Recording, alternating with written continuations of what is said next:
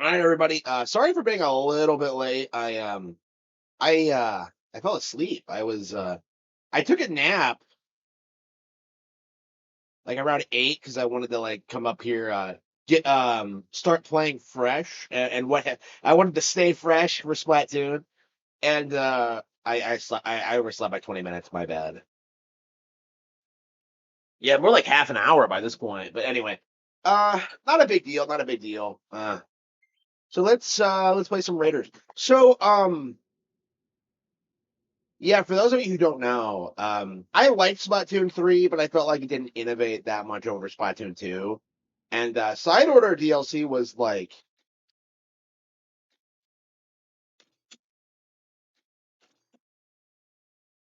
Side Order was very, very disappointing. So I hope this is quite a bit better.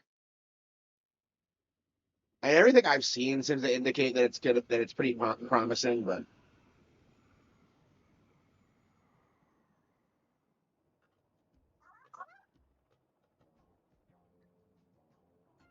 whoa,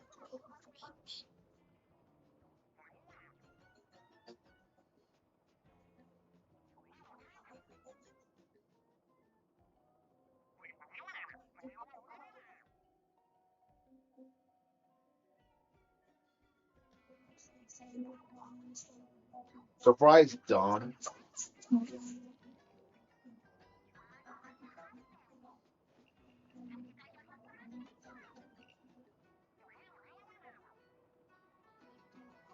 Love Shiver.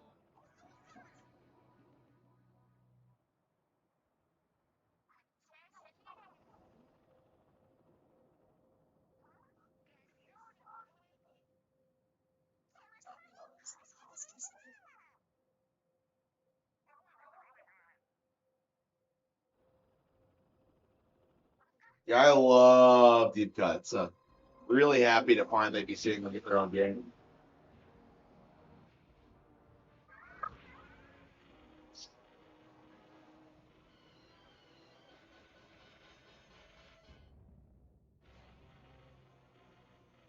Yeah, this might be the first Splatoon game that like the masses won't be able to write off because I think traditionally what they did was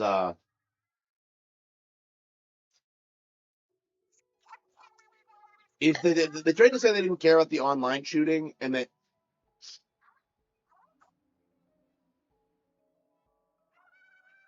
they pretended that's like all the game was.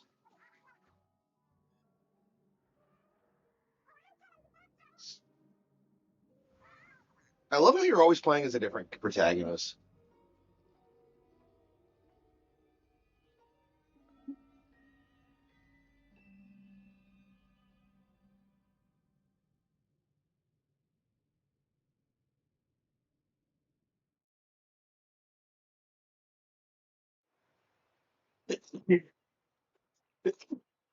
One month later, we've been stranded for a month, really.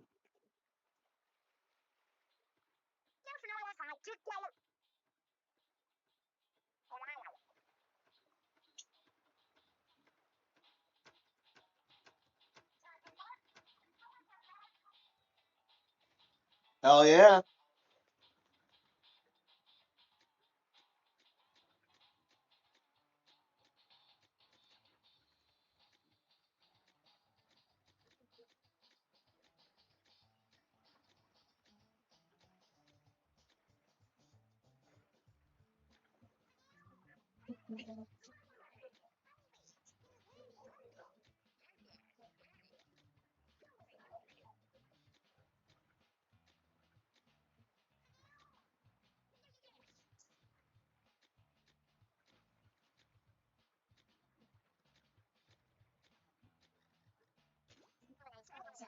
I can't wait till they bring back like male and female options. Like I don't understand why they're not doing that.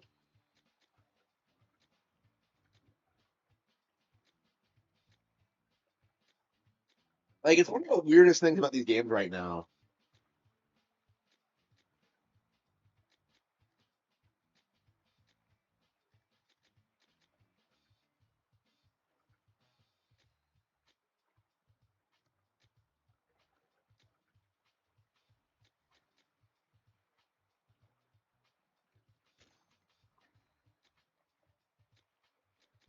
Yeah, it's crazy how we actually have like more of a male lead here.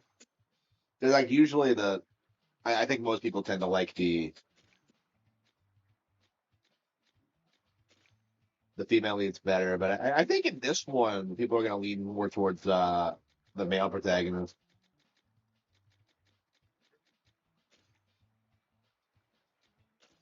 Love it. Here we go. But yeah, like I don't understand.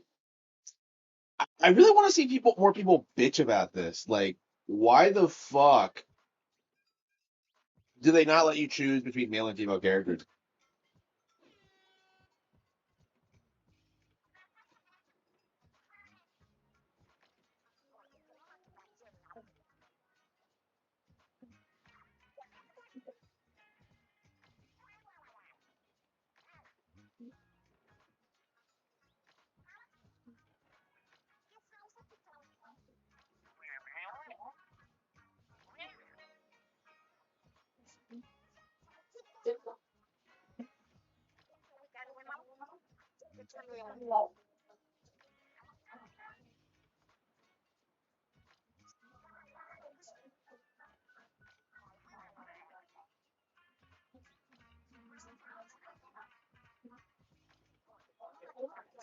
Wait, Master. Wait, who's Master?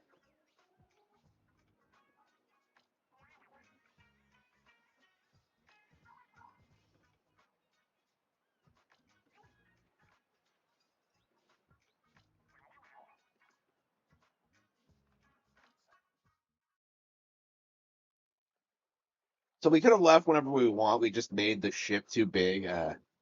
Gotta love video game logic.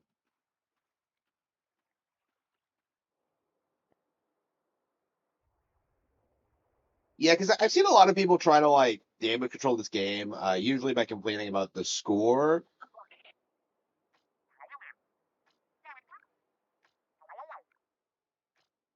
But I would not be surprised if this is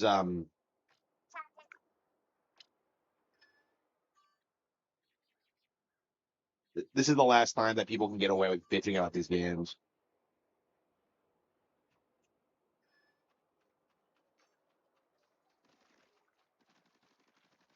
It feels like quite a bit smoother and faster than three actually.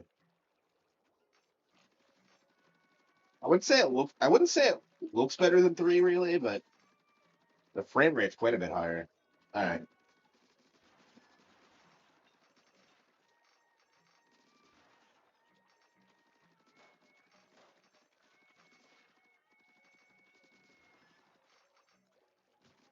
Yeah, it'd be nice if this is like the first Splatoon game that really resonates with audiences. Because like I think what happens every single time one of these comes out is they keep getting buried by something else or um like they're huge in Japan, but we've been going through this process in America where like people act like they don't matter or that they don't have an audience here, and it's not really true. It's basically just like YouTubers rallying to kind of like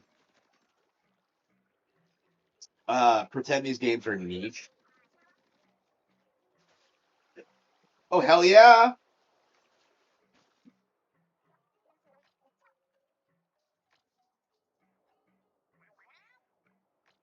But yeah, I've been wanting like Splatoon spin-offs since the original, so I really thought we'd get a rhythm game before an actual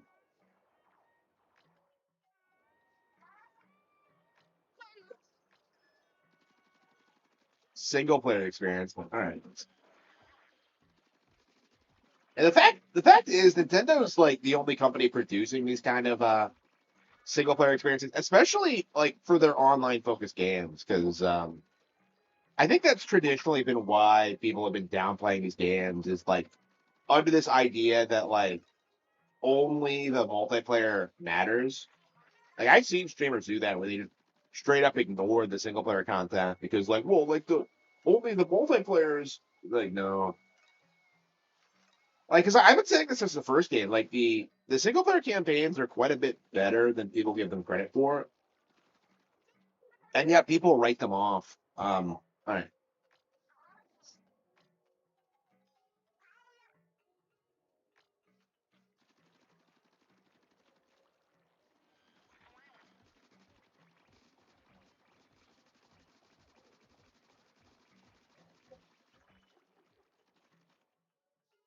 That was a boss.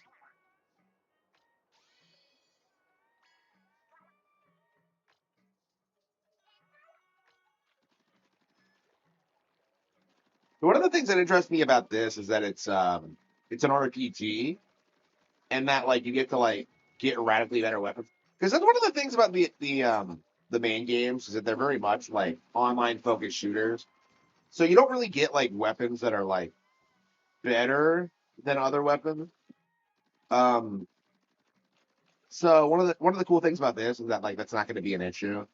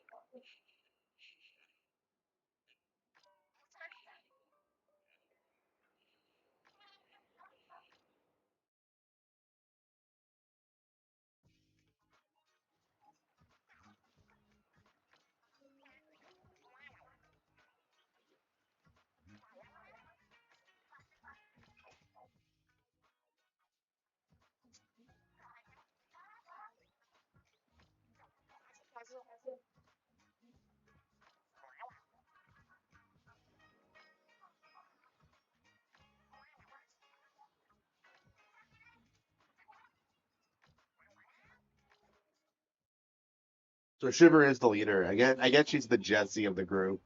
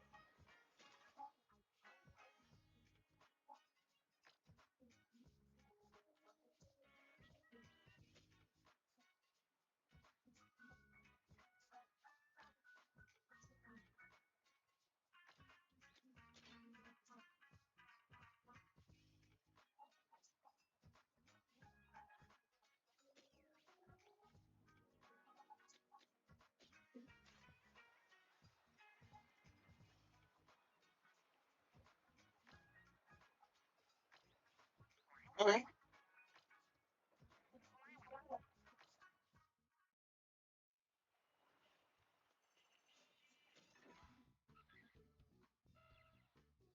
Okay.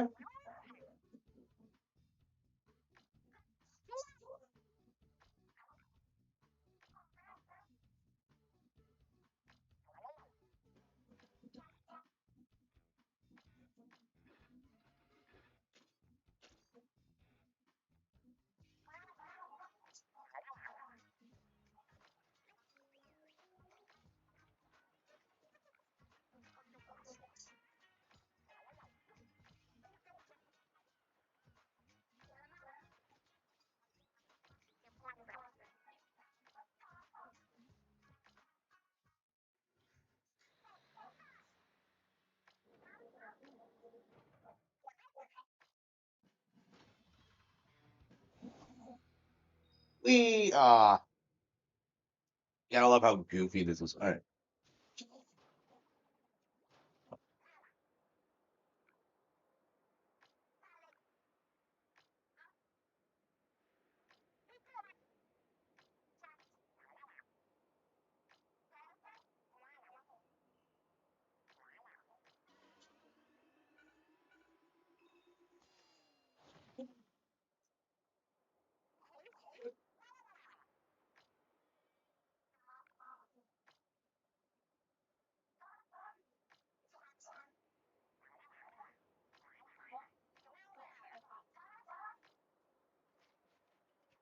So like from what I'm told, this game is like it's like Nintendo's Destiny or Borderlands. So I guess that means it's probably better than both. Um, but I imagine like the masses are gonna be in denial about it. Even with like as badly received as like Borderlands 4 was, and with like Destiny going out of business, that you're gonna see the masses just like refuse to admit this is better. I'm very curious like how long this is gonna last, because like Zelda, people were fighting against that game being like they still don't accept that Breath of the Wild is better than Skyrim and Witcher 3 or what?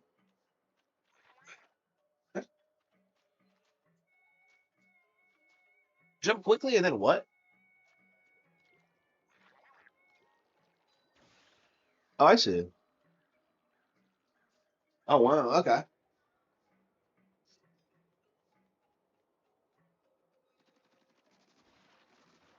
Yeah, Splatoon fans are melting down. Yeah,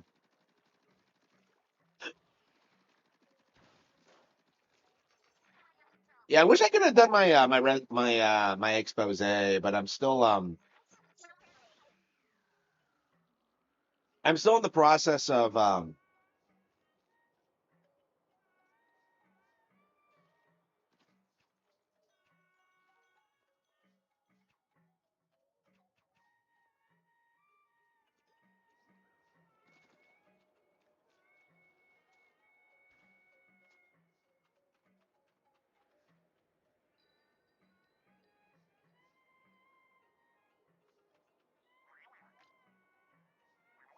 in the process of doing the Last of Us retrospective. So until that's done, I don't think we're gonna be doing anything else.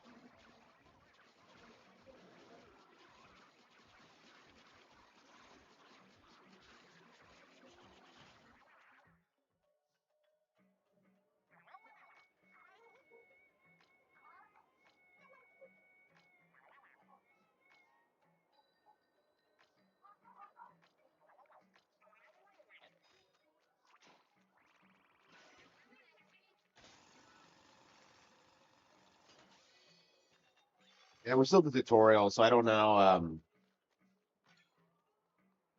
Yeah, I wish I could have jumped right into it. I don't know. They really do seem to make these games for like fairly amateur players.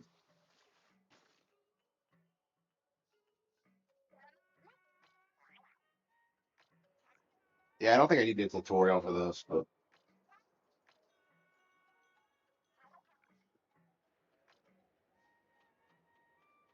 hmm.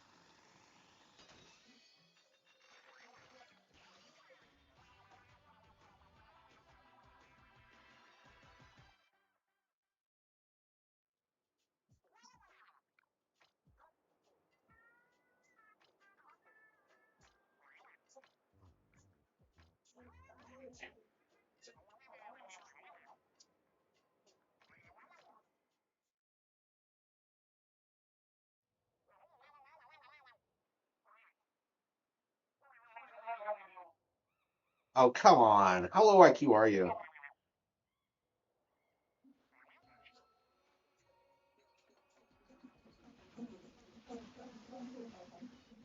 That's Shiver. Oh, yeah, it's best girl.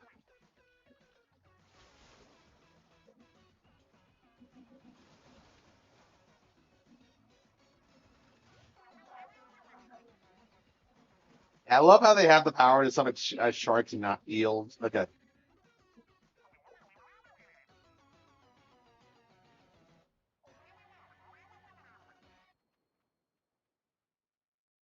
All right, here we go.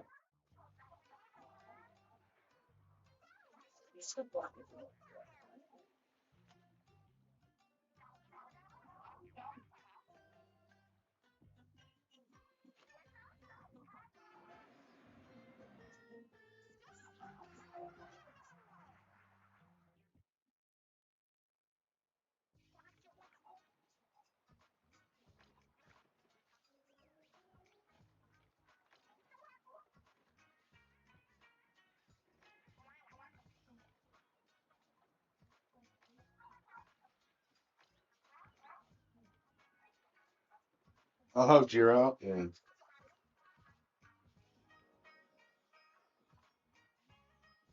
And Onaga? Really?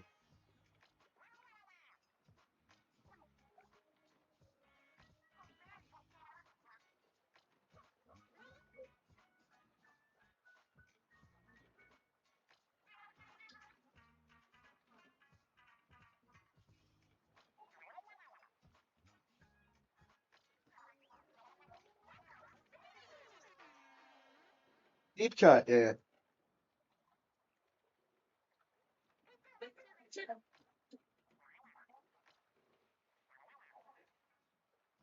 Oh, come on. Is this gonna be a thing where like the idols stop being popular after their respective games? Like, come the fuck on. I was pissed when it happened to the Squid Sisters. Like, it just like, come on. So is this didn't happen to Off the Hook?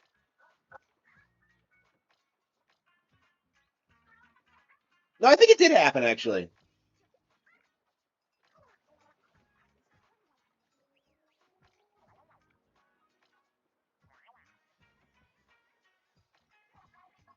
but it's been a month. They're only just now bringing this up.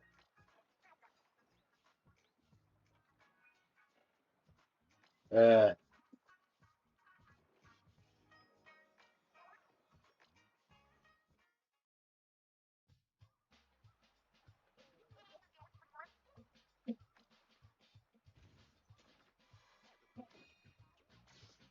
so this is like a better Dragon Quest Treasures, basically.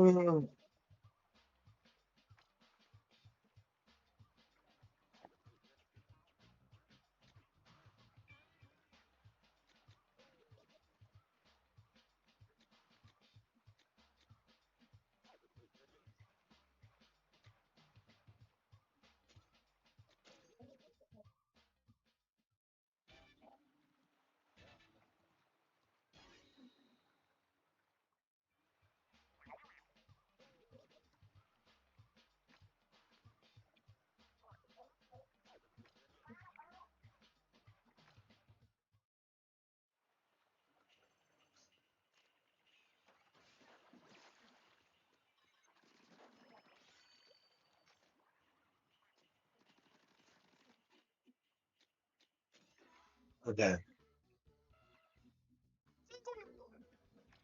Oh.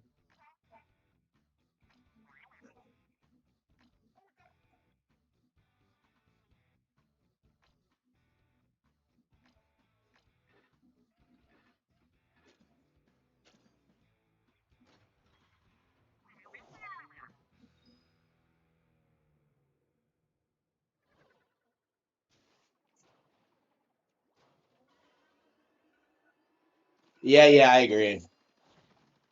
Was this like an in-house Nintendo thing, or is this actually made by the Splatoon team? Because I'm curious how long we're gonna have to wait for Splatoon 4, because that came out in 2022, so it's been a while. Yeah, I imagine we'll get Splatoon 4 next year, but I mean they can pump these out whenever. They're really not. They're not hard to make at all.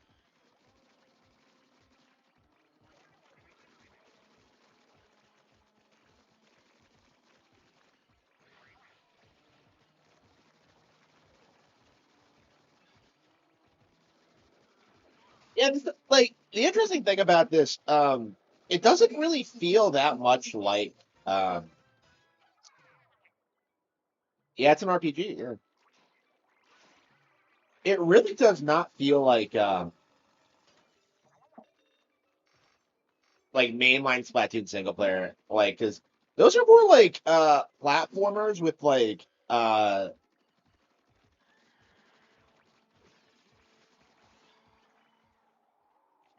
with like shooting as your primary means of attack. This is more like a looter shooter, so it's quite a bit different. Um,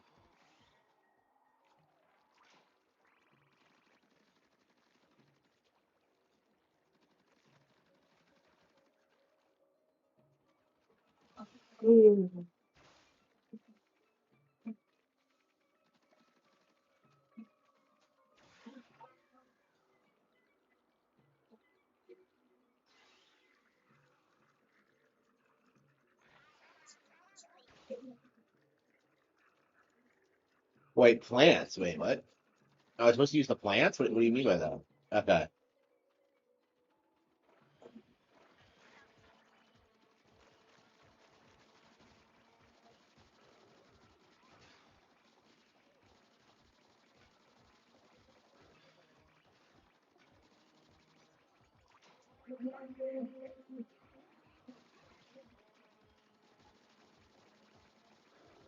Yeah, four is gonna be we're gonna be seeing like a new band in four.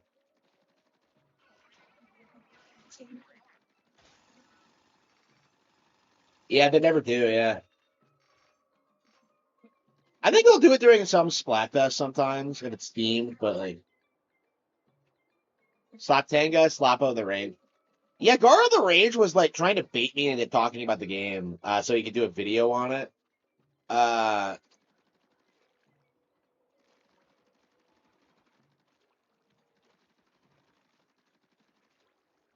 yeah, it's very important. I'm gonna have to be a bit more considerate about that kind of thing going forward. Because a lot of these people are making money off of me and I don't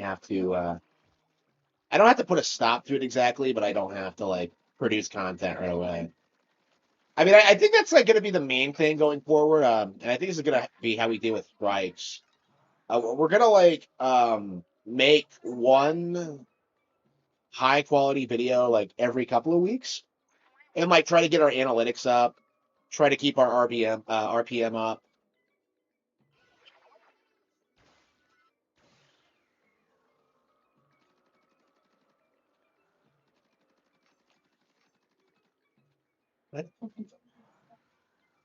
Oh, I see.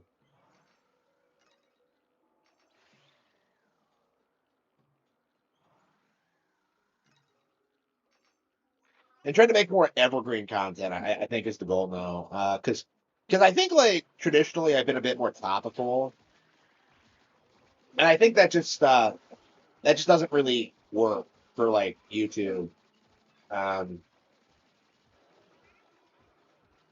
yeah, it was fine while I was still trying to get my name up there, but like it's time to like shift to a more like reasonable a more financially viable model. I mean I hate that I have to do it because I would have preferred to keep, I don't know, it's just Alexa stop.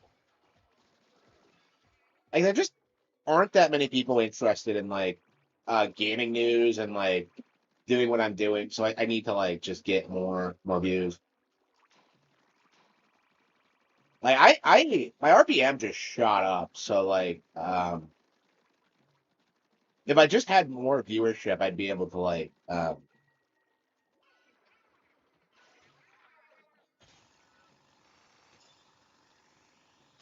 Who the hell is Blur Kawir? I don't even know who that is.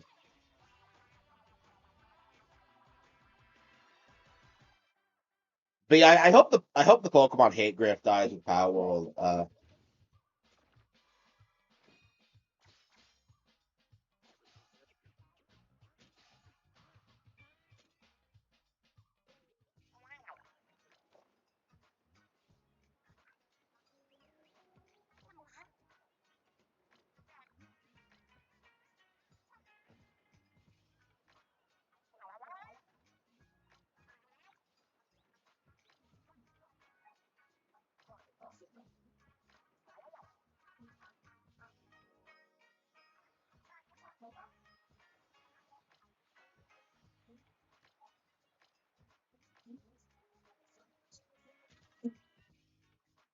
Hopefully Shiver makes. Is this actually supposed to be a female model?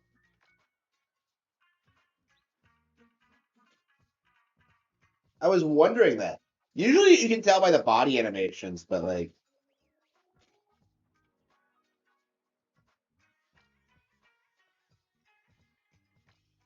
they need to clearly tell you whether you're playing as a boy or a girl. Like I don't know why they do this.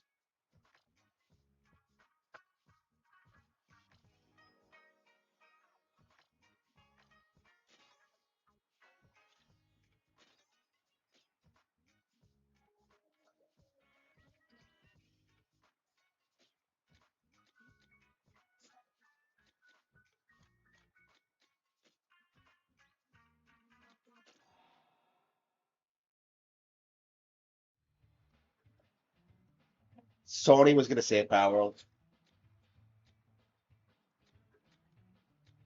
Yeah, I thought this looked more feminine, but apparently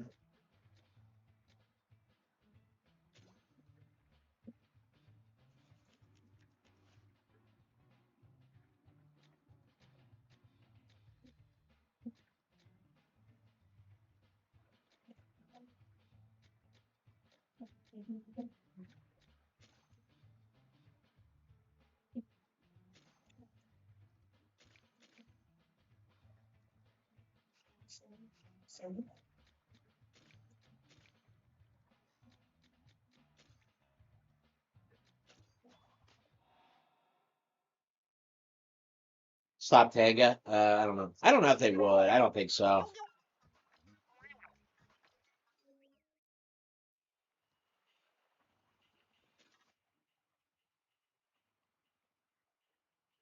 What? No, no. This is the female one. What the fuck?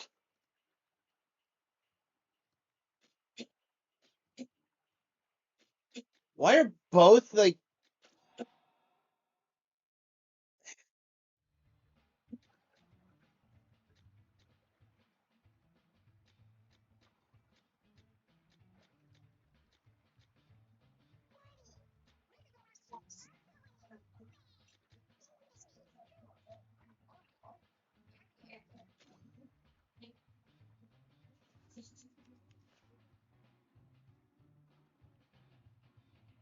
No, no. This is the female. No. Okay, this is the. Can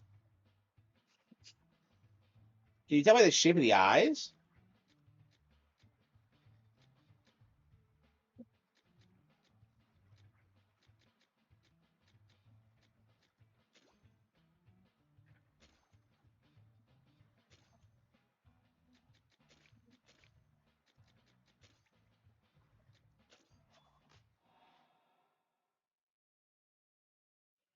I don't know. I remember this was a problem in like Octopath too, because like the male character in that was like so unbelievably gay looking. I actually switched to the female lead in that one.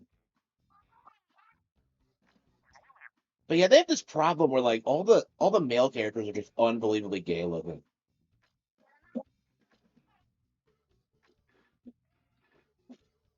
Like we need to get more people complaining about this because I'm so sick of it.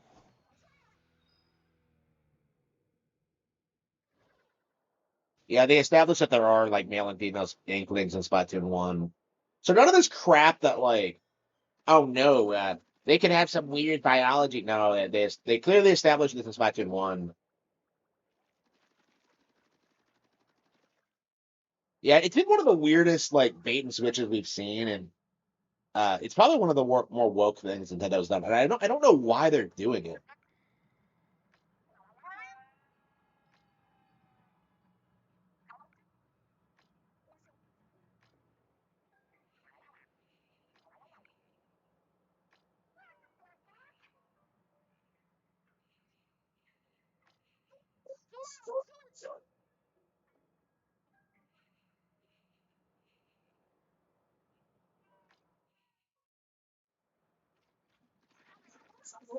Yeah, I'd want like the casino to cover like someone. If they were to cover anyone in my sphere, I'd want it to be Nintendo or someone like that. Uh, I don't necessarily feel as if like Fratega is really someone worth talking about.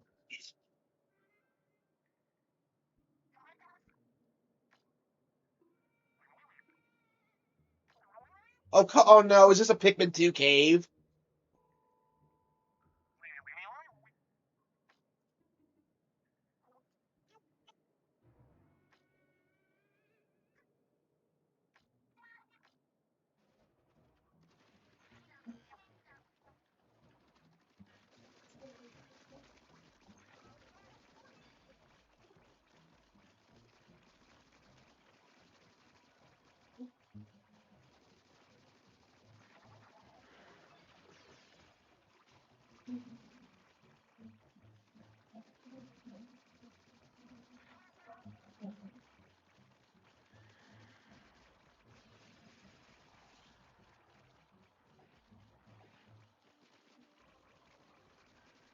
Can I start upgrading my bot?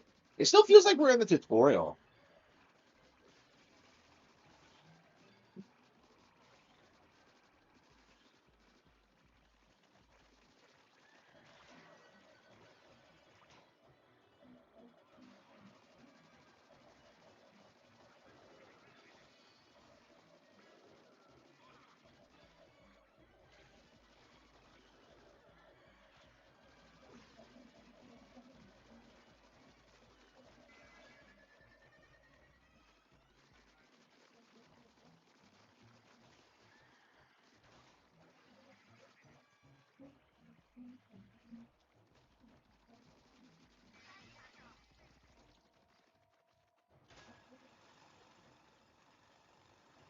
So you get the eggs and then you just drill down a hub.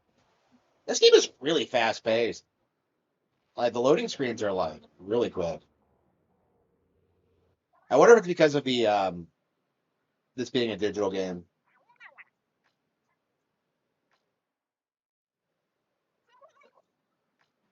So to be good.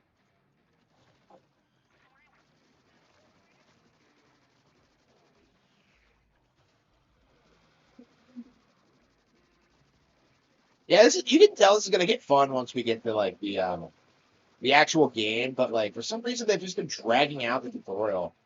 And like I just think it's like super unnecessary.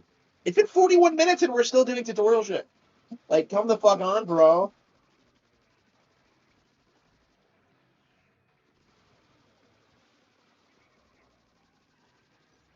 Yeah, I really regret getting into Persona 4 like right before this came out because like I'm gonna be thinking about that like every time I play this. Is that like I've been playing Persona 4 right?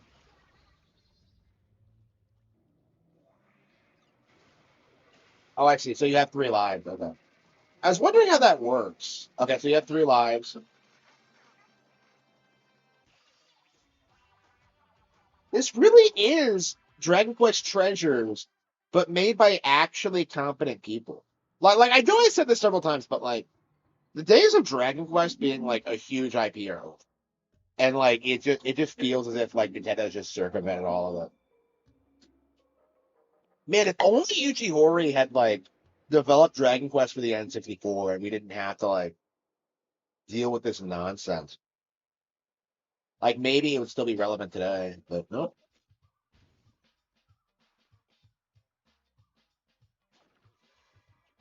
For a lot of tourists. Exactly like Dragon Quest Treasure. What the fuck?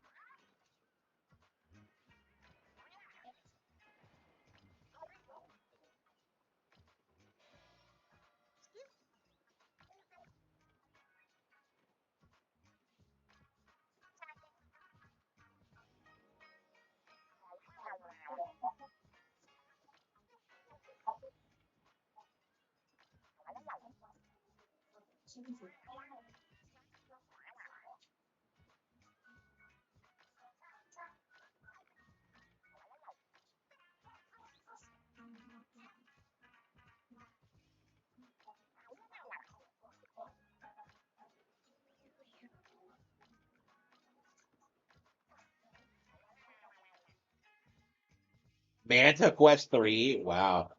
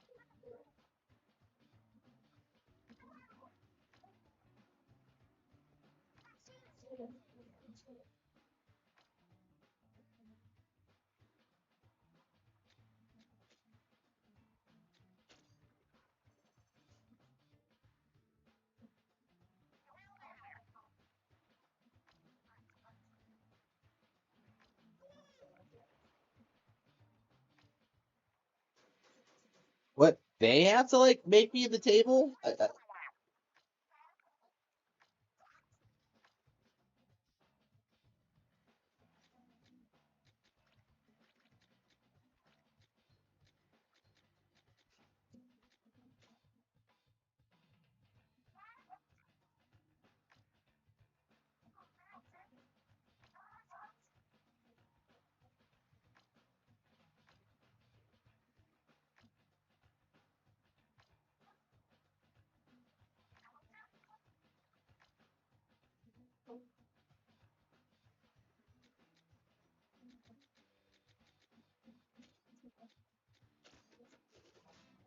Julio. HP increased? Nice.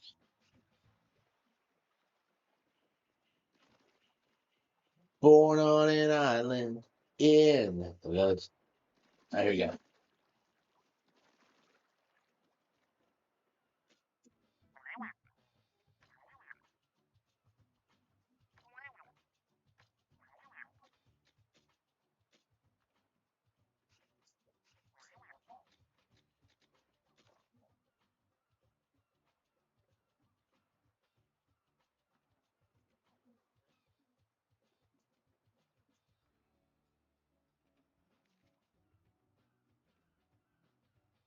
Wow, 60 billion. Wow.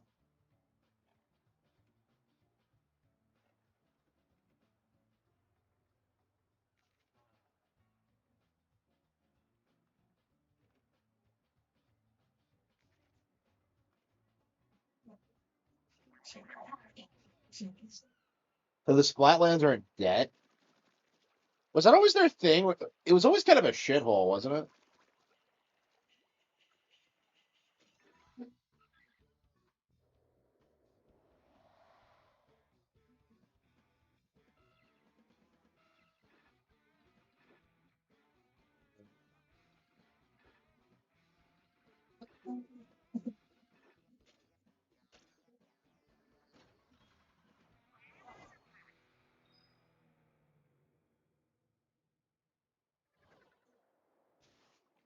Yeah, I'm curious how many levels they're gonna be.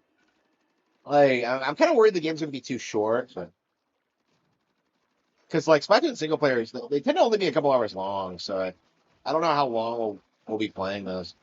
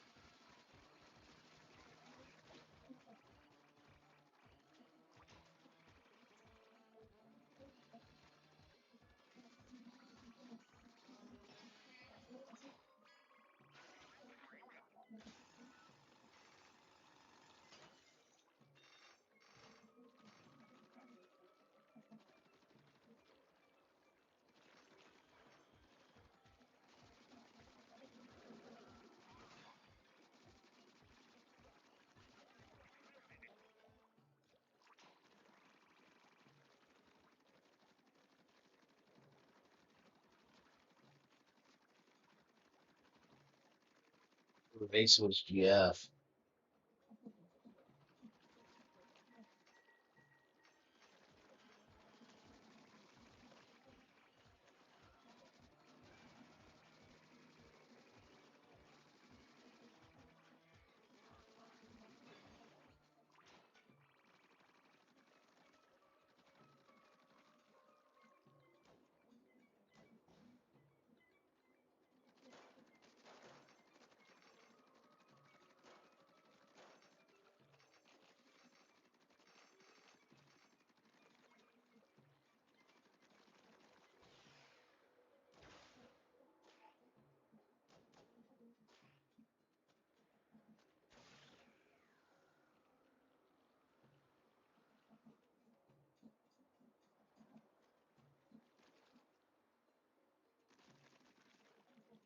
I want going up there though.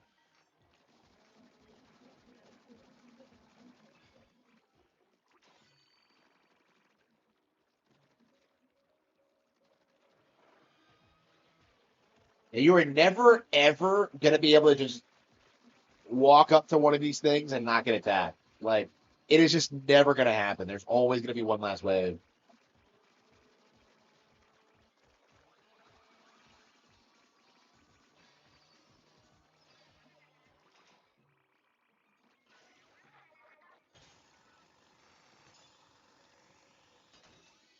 2D sections? I don't remember that. I don't think so.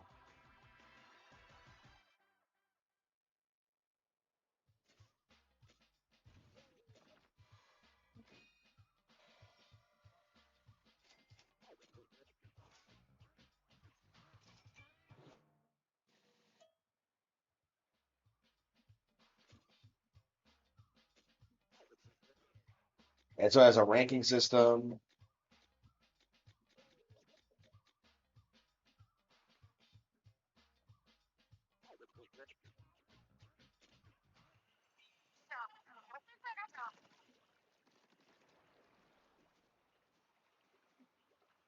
Oh, Master Mega's out there. All right, cool.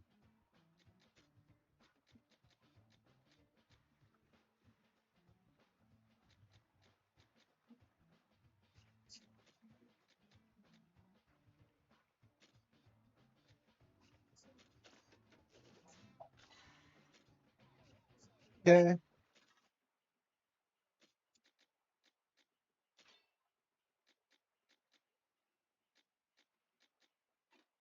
Wait, how do you?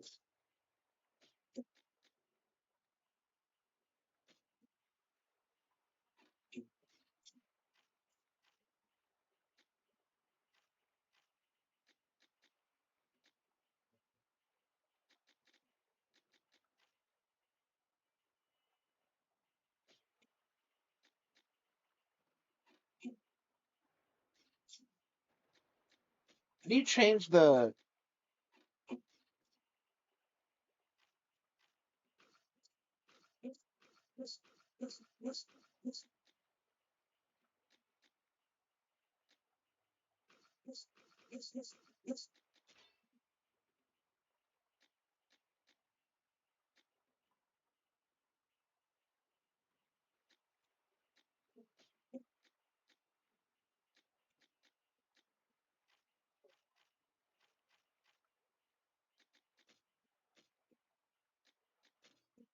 Oh, there we go. Okay.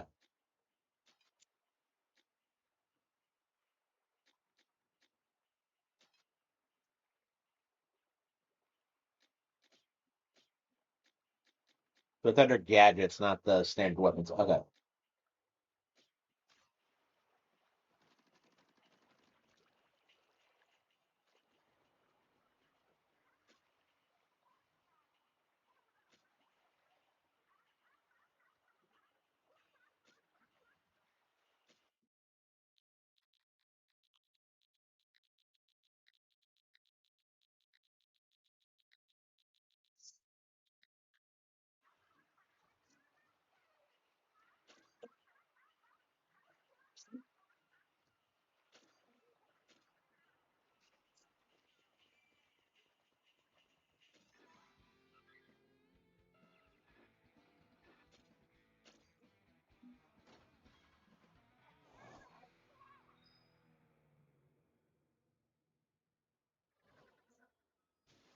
Here we go. Yeah, let's get going, boys. My views keep going up. 40 viewers. Wow. Thank you all for your support. Be sure to check out my websites at harmansmithbooks.com and consider supporting my Patreon, becoming a YouTube member, subbing on Twitch, anything you can do. Buy my books, especially.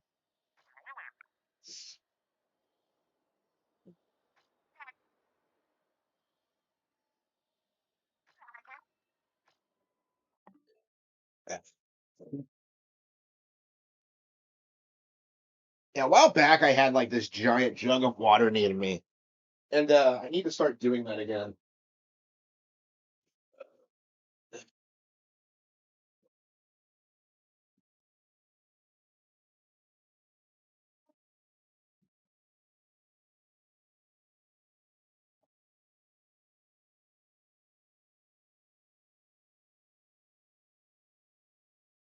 Yeah, did you hear me do that thing? I almost said blackcatbooks.org, and I had to like correct myself. It's harmansmithbooks.com now. We have changed brands, so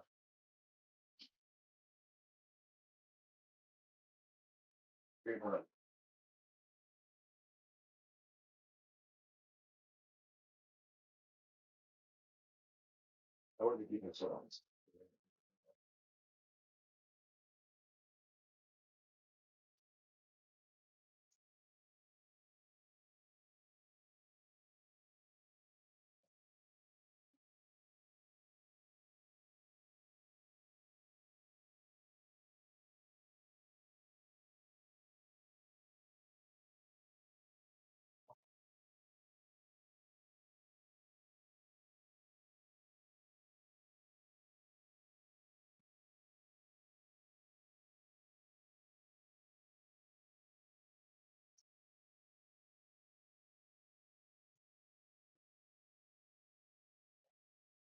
Yeah, I moved it back to the kitchen table, and I'm not in the habit of just having it there every stream yet. So yeah, I was so anxious to like start playing when I first when I woke up.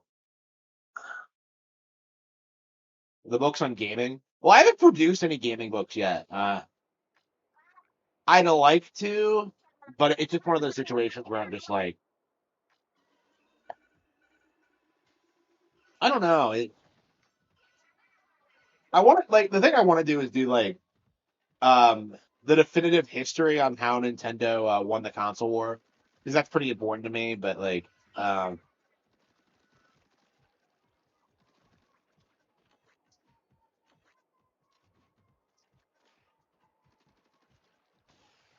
I don't know necessarily. I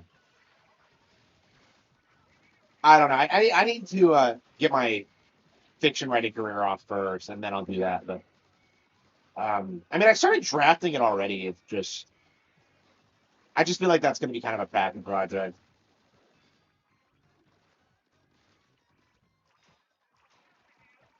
Yeah, I love how like we only just now like reached the point where people are willing to accept that Nintendo won the console war. Because I think like the Steam fanboys really thought that the Steam machine would take off. So like the mindset was that either that like PlayStation and Xbox weren't going anywhere, or that like Valve would just replace them, and that just didn't happen.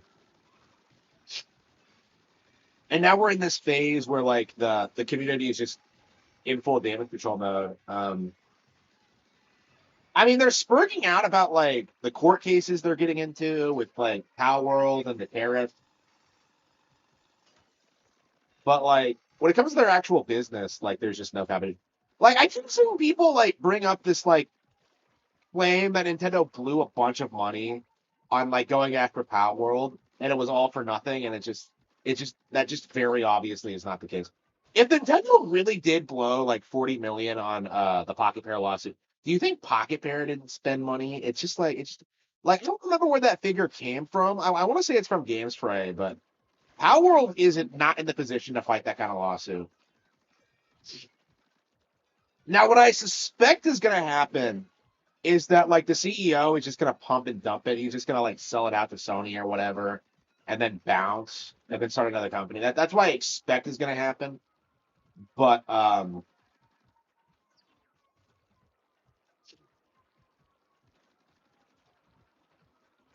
Yeah, Power World's done. It's just so frustrating how like the masses keep doing this thing where they just think that like, oh yeah, this is the biggest Splatoon I've ever been. It's a much more organic looking environment than previous games. Yeah, I definitely hope they keep looking like this in the future. I'm not a big fan of like the weird like Octoling Underground. I actually like the Somnidans event as antagonists more than the Octolings, but okay.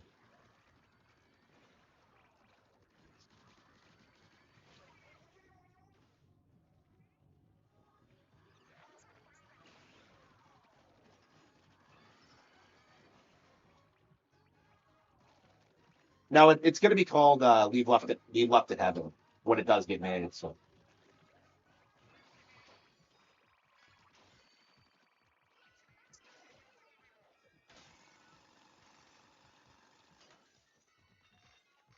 but yeah, that's probably like a couple of years down the line.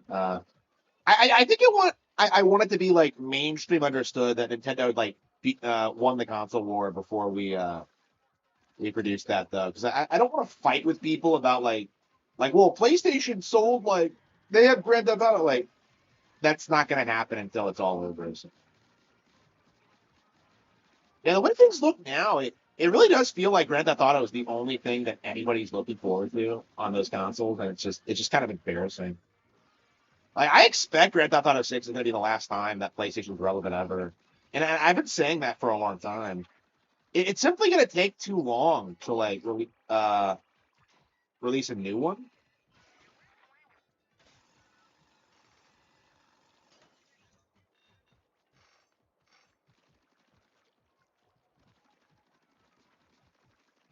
Like you clearly don't understand Pocket Pair's history. If you don't think this is a pump and dump scam.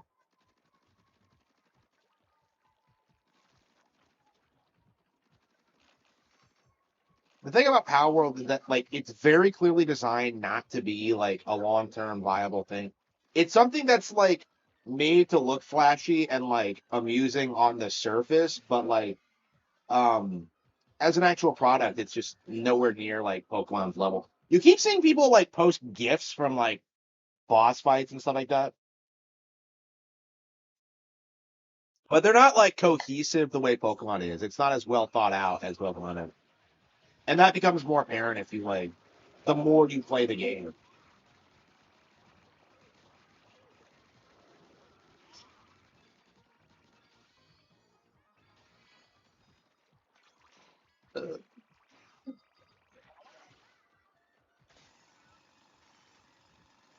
Well, I mean, to a certain extent, that's true, but I think what's actually happening is that like a good chunk of the audience are the sort of people who only play GTA and only care about GTA and like don't really like play with or engage in anything else because it's not cool, it's not trendy. Like that's their mindset, right?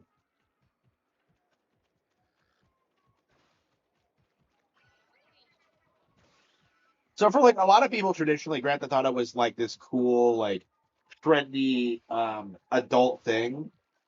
Like it proved that video games weren't for kids.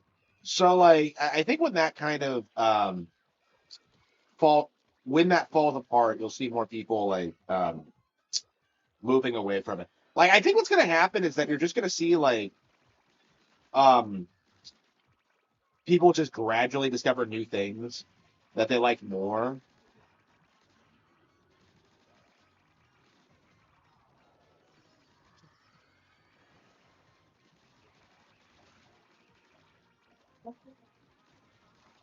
Yeah, I agree. I agree.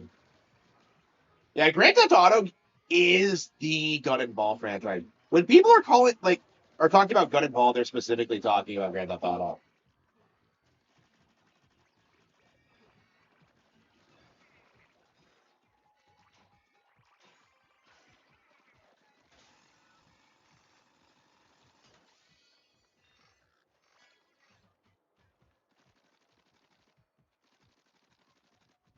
Yeah, Craftopia. Yeah.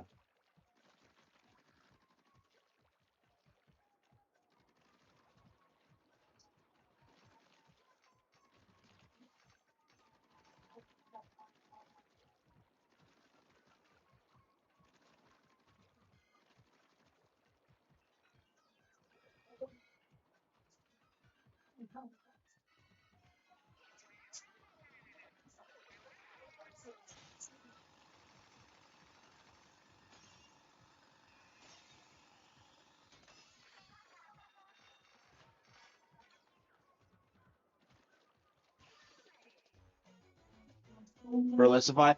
Yeah, I was really disappointed. Like, I don't know what he's doing, but like, he tried really hard to show for Power World, and it's just not really going anywhere. Yeah, I was very upset with him. I guess inherently he's kind of a contrarian, but I wouldn't be surprised if like a lot of his Pokemon audience turn on him after those.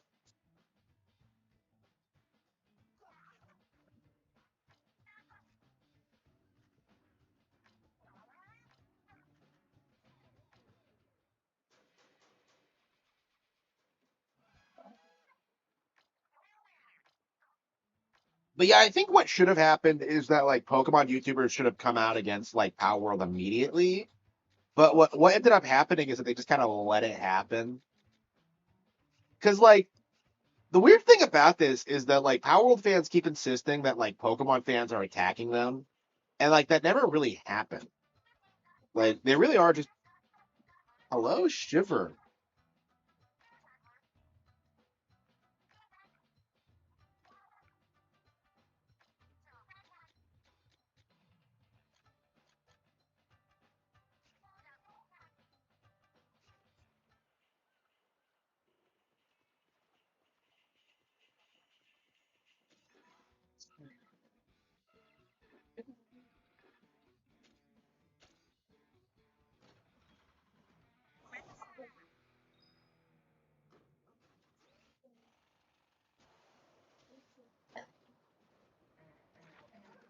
Yeah, the player count. It sounds like the sneezing moon. Uh, yeah. What's gonna happen? I think going forward is that like Power World's just gonna slowly lose its player base.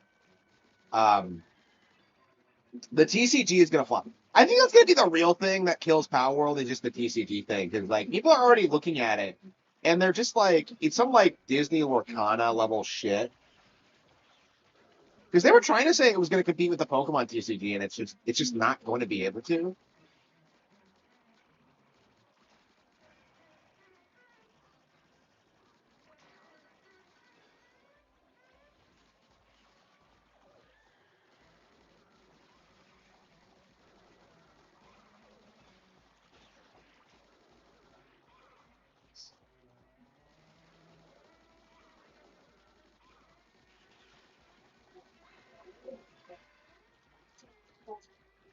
But yeah, right now I think the big problem is that like Power World fans are just unwilling to like accept that there could be anything wrong with Power World like at all is like the big issue. They just keep doing this thing where they're just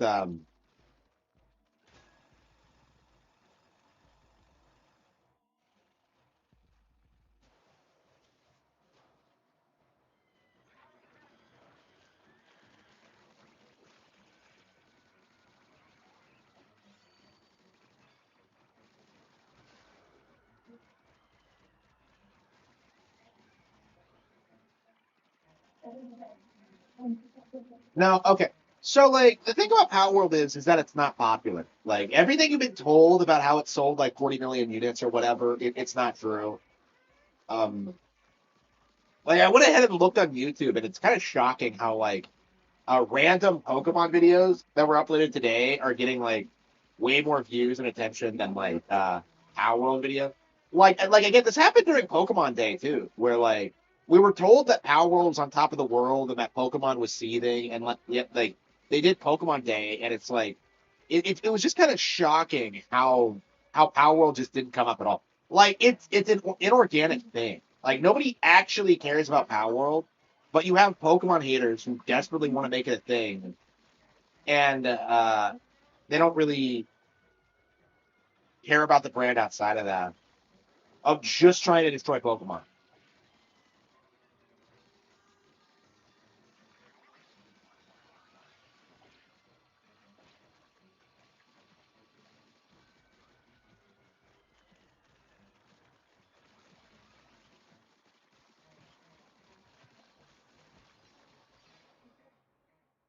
Oh wow, we're not strong enough, huh?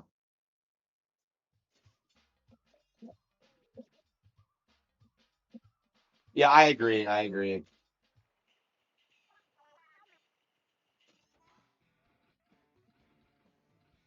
We had to play some of the older levels. That's crazy to me. That like that's straight up too hard for me. Wow.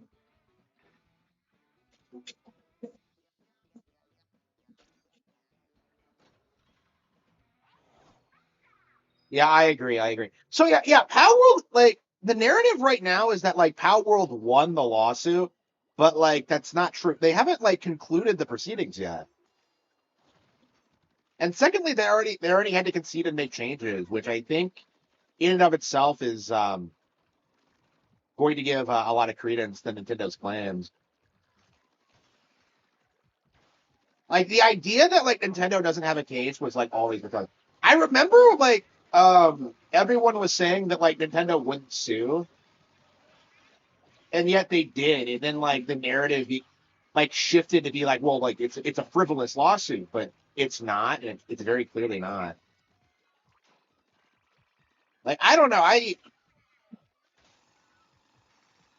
Power World's like fuck no matter what long term, but like I really want them to lose the lawsuit just so we can clown all these people because so many of them like acted like Nintendo had no case at all, and that was just very observably not true. Yeah, they keep talking about patents getting thrown out, but like typically what's happening is that like it's just minor patents that aren't directly related to the lawsuit.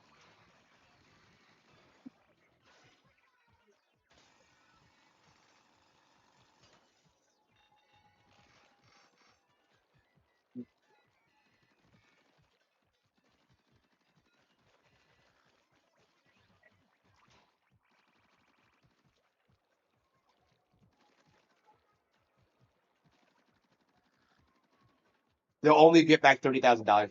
Yeah, I don't understand that figure. It's like first, like, because they're not trying to get money out of this. They're trying to protect their brand. Like, like they're not suing them to make money. Like, I don't understand like the argument. Like, even if that was true, which I'm sure it's not, because like what they're actually suing for, what they want to get is an injunction against the company. They're trying to get them shut down so they can't like sell any Power World related products. Like that's what they would want. And like if they had to blow a ton of money to make that happen, that'd be a win for them. But the um the masses don't see it that way. Oh, Nintendo had to spend money to win this lawsuit. I guess they lost. Like I don't know. You still see people bitching about the Nintendo Creator Program and shit like this. Like even if Nintendo wins, I expect we're gonna see a lot of people like seething about this for years.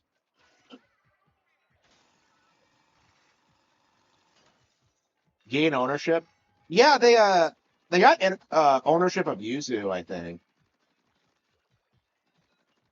to stop people from like making ports of it or whatever. Was it Yuzu or was it like some other emulator? But like, yeah, I don't know. Like, these people seem to think that like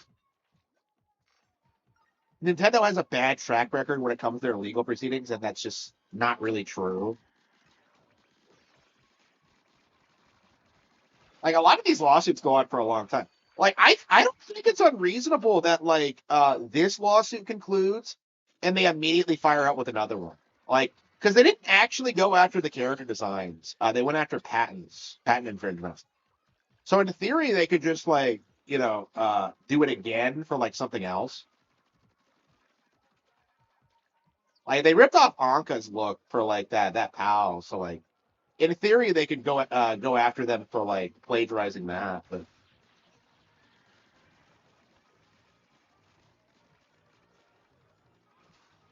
buy the Power IP.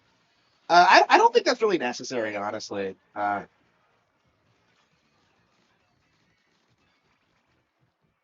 I think Power World's already failed personally.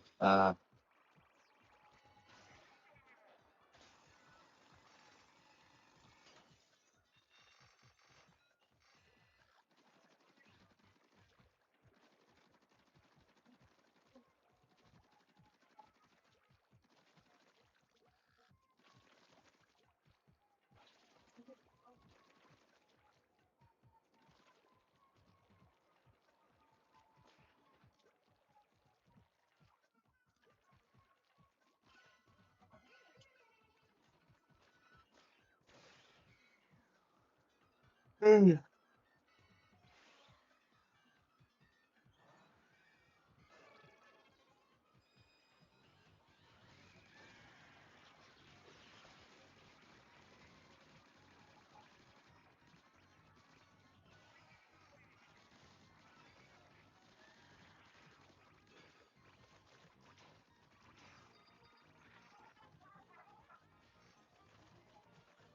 Yeah, I agree. I mean, I think this is very obvious if you've been paying attention at all, but like the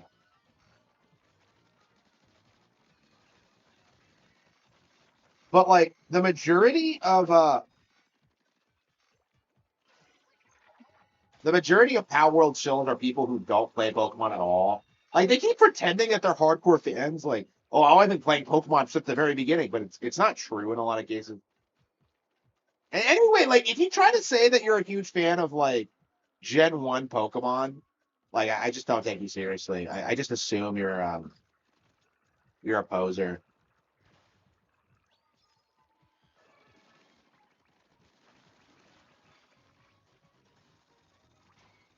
Because that was like 30 years ago, bro. You're telling me you haven't played modern Pokemon and you don't know anything about the brand. Like, I love Gen 1. It's one of my all-time favorite games, but like, after playing Fire Red and Leaf Green, it really dawned on me just how much I love like modern Pokemon now. Because for a while there, I was kind of saying that like Gen 5 was the peak, but like honestly, after Scarlet and Violet, I think in a lot of ways the brand's kind of grown and evolved to be like the anime franchise for kids. Because like doing that whole bit with like the dying like dog and shit like that. That was like heart wrenching. That was like legit really good drama.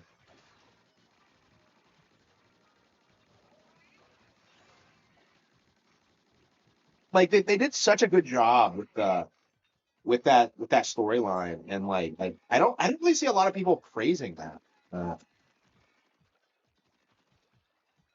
Like I don't think I've gotten that emotional over Pokemon since like the Charmander thing back in the day, and that was like an anime thing. That was not a game thing.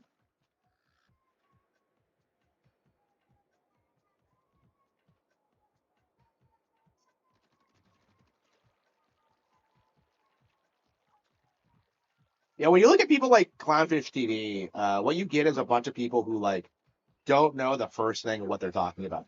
Like Clownfish TV has been like clowning on the Switch 2 since it came out, and it's like they're just so unbelievably out of touch.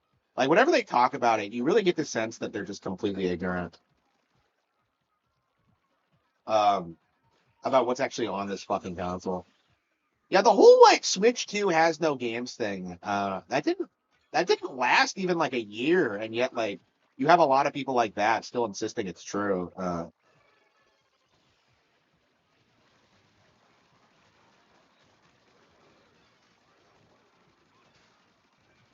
that narrative should have died immediately after Pocopia, but like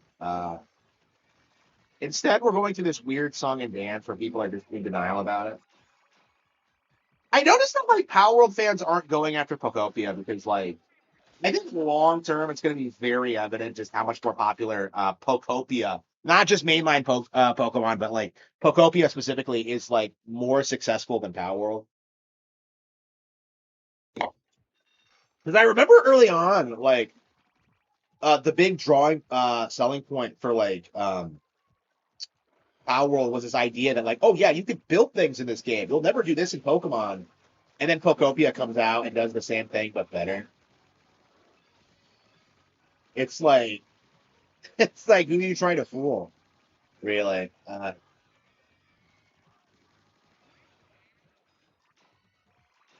Okay.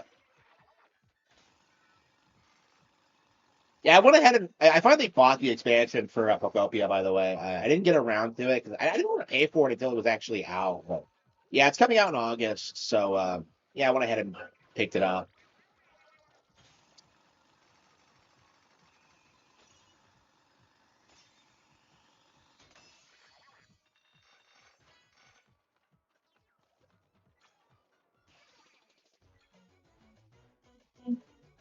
Yep, yep.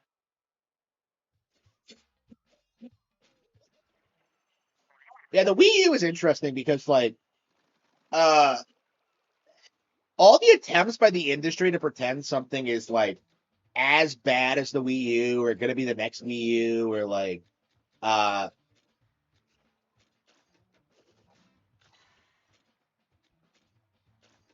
the worst thing since the Wii U. It's just kind of fallen flat on its face. And they can't really like they just haven't been able to move on from that. And I don't think they'll be able to in a long time.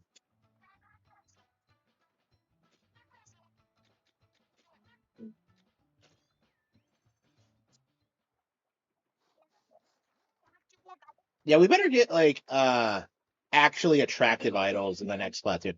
Like they're I don't I'm sick of like these weird gonkish designs. Like Shiver's the best we've ever gotten, I would say. Well, okay, maybe the Squid Sisters were better, but like Off the Hook were terrible and like Fry sucks. Like we enough with these like offbeat designs, okay? Like I'm sick of it.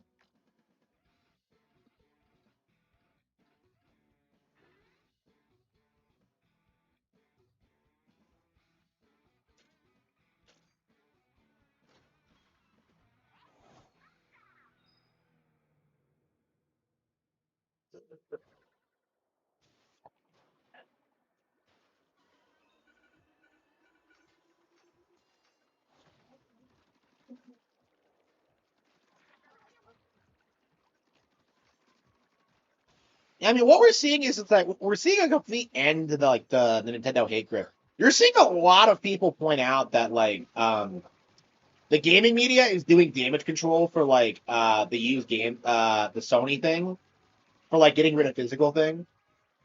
And this is something that they've been building up to since like 2014. I remember like Shuhei Yoshida like releasing statements about it. Is that like that was the long term plan? Like they were always planning on like cutting out like GameStop and stuff like that because like too many people were buying their games used. So like they were always planning on like doing those. So like the fact that people think this is some like out of left field thing is just laughably stupid. But yeah, this seems to be the last straw for a lot of people. It genuinely feels like it just kind of they tanked their brand because of them. Because like they made the mistake of removing people's movies on PlayStation, and that just makes people like not trust like their storefront. Like Nintendo doesn't have this problem. Did a woke change the squid design? That's probably part of it. Uh, I don't know. We'll have to see.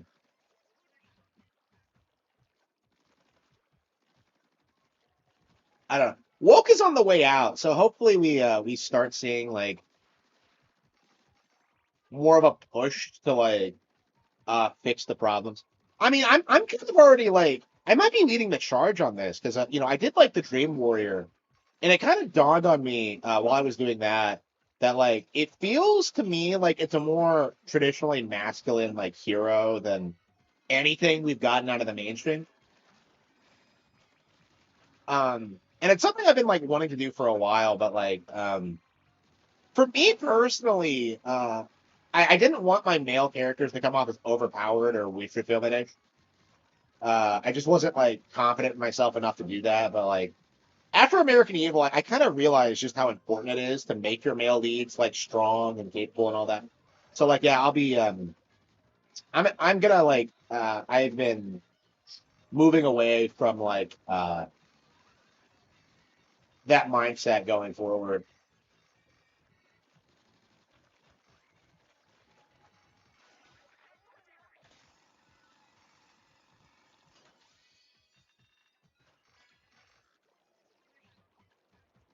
Yeah, by the way, we're probably gonna get like a bunch of projects published in the next couple of weeks.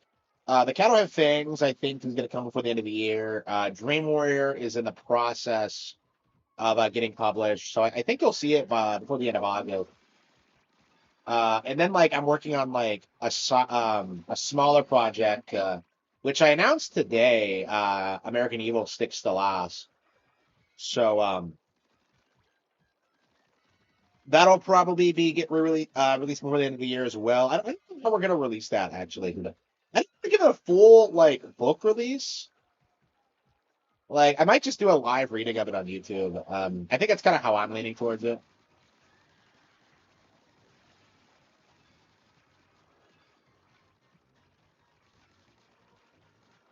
We gotta start boosting the robot.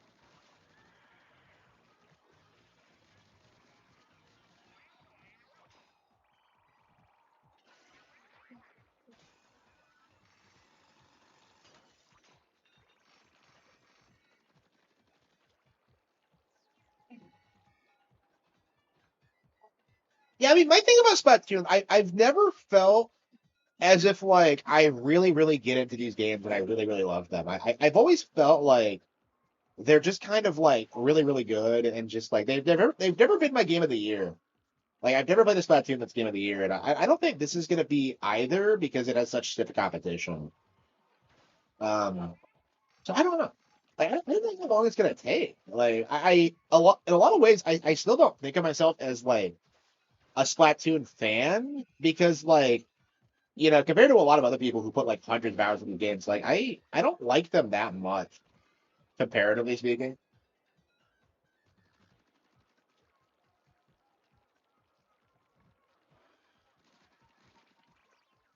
And I suppose that's normal to like not be like into everything that comes out, but I mean I just don't like online shooters in general.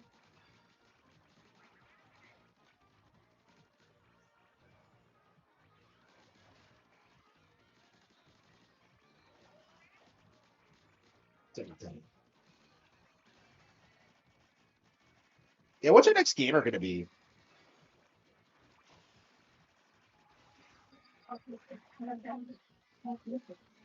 Yeah, like I don't like anybody who says Pokemon is like the exact same it's always been since like '96 is just delusional and hasn't really kept up with the brand.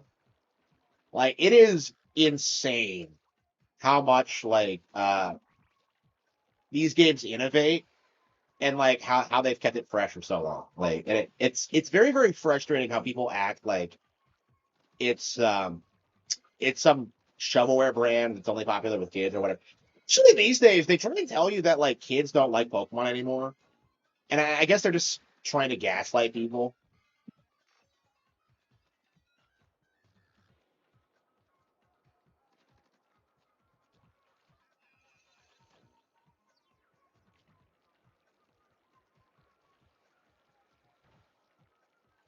Yeah, it's gonna be really interesting seeing like Pokemon outlast Fortnite because I feel like a lot of people, because people did this with Power World, is that like, oh yeah, if they partner with Fortnite, that's gonna be huge with that for them.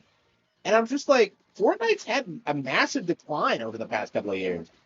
Like, what do you mean Fortnite's gonna save Power? Like nobody cared.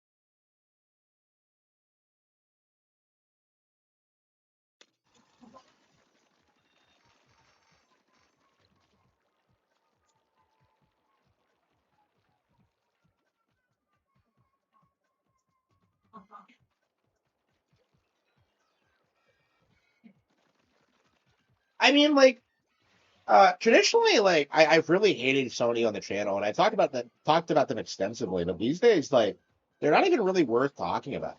Like, I'm probably like the things that made me really hate them happened in like 2013 with like The Last of Us and all that. Like, I'm producing The Last of Us retrospective now, and it's probably gonna like it'll probably take me a couple of days to finish, but like when it's done, I don't know. Like I don't think the game's ever gonna be relevant again, honestly. Because like anybody who says it's the greatest game of all time just hasn't really thought about it critically, like ever. Like it's crazy how bad The Last of Us actually is. This is like the most I've seen of the game in like over a decade, and it's so bad. It's so bad. And like that's always been the issue with this game is that like people act as if like it being bad was like a part two thing or like a Druckmann taking over Naughty Dog thing, but like no, it was always like this. I hope I can like emphasize that like when the video is finished.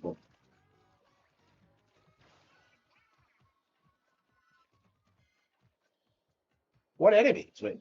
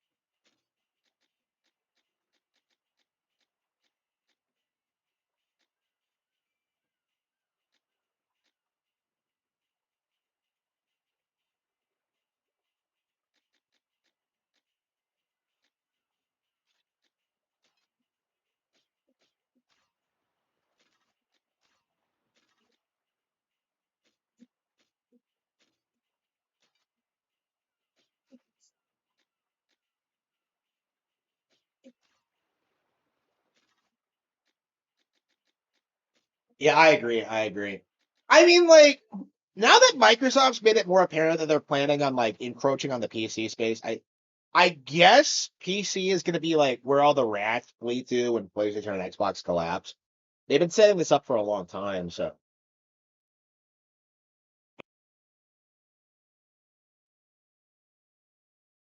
I know. I mean, like, I mean that's one of the points that like I really want to like. Oh, okay, you can switch between them. Bond with Shiver. Oh, you wear charms. Oh, that's adorable.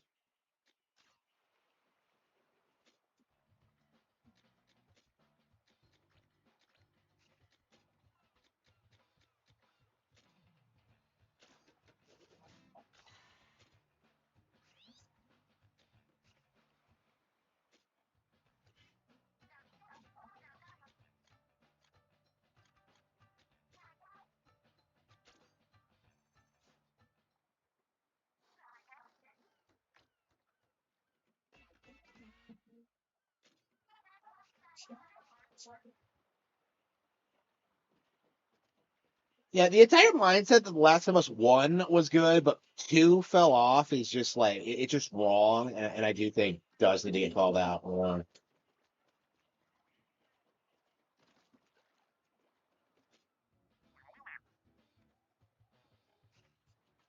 Doesn't matter. Okay,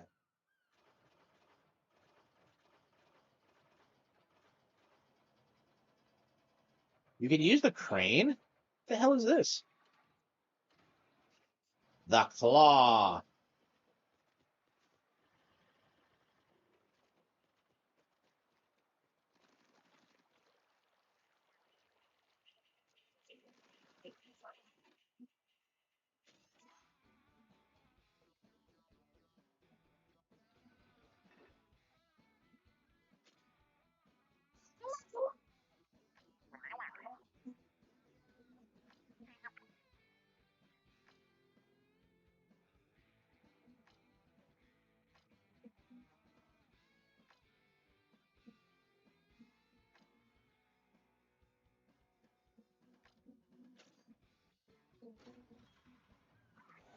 Raiders. It's kind of like Borderlands, where you're like going around like getting treasure.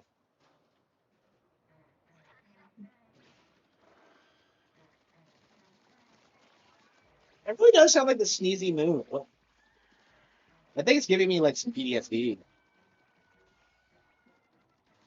Yeah, I agree. I agree. Well, like for like PlayStation gamers specifically, like it really feels like they felt that like being a fan of PlayStation like made them more grown up than Nintendo fans. It's like a status symbol for them. That's always been the general appeal, but like I feel like that just doesn't fly today. Because I think too many normies like Nintendo, honestly.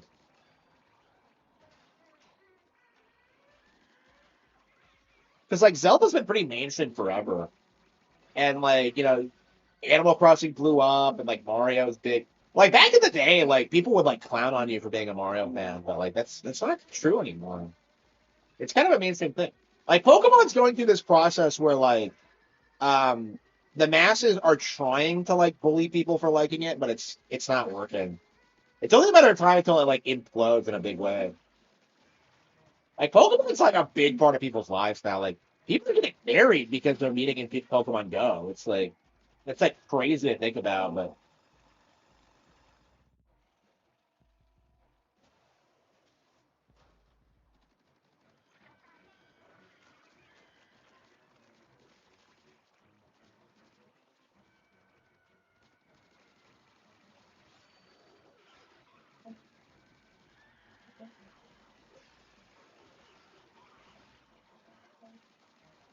I don't know. We'll have to see how the game ramps up, but like for now, I think it's a little bit too basic. I think they need to do a lot more to make it like really great. I mean, I still think the best Splatoon game is like the Splatoon 2 DLC actually, and like the fact that we've never had anything as good as that is kind of frustrating. I mean, I think it's just I don't know. Maybe with an expansion they'll try something like that again, but like I think a big problem with these games is that they're too like uh kid focused. I don't know.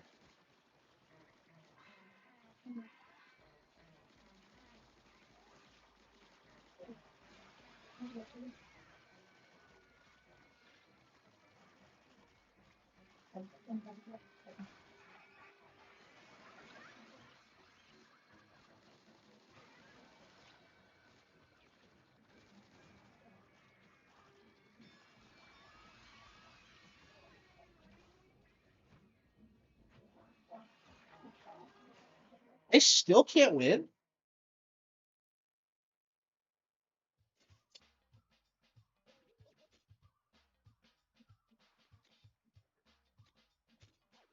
I guess we can just keep playing this over and over again until we win.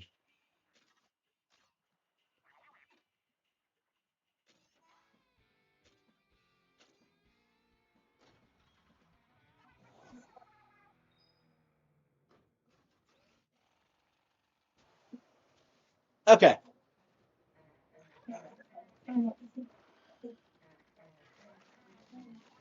Yeah, Fortnite collapsing, I think it's going to be a big wake up call for the industry because, like, I think a lot of people have this mindset that, like, kids only play Fortnite and they only want to play Fortnite and that they're never, ever going to play a Nintendo game ever because of that. And it's like, I think that's completely delusional. And I think that's going to be very, very clear at a certain point. There's going to be this really huge, like, implosion for Fortnite. Because, like, what you have to understand about Fortnite is that the appeal is that, like, everyone is playing it. And like once you take that away from it, it's just not relevant anymore.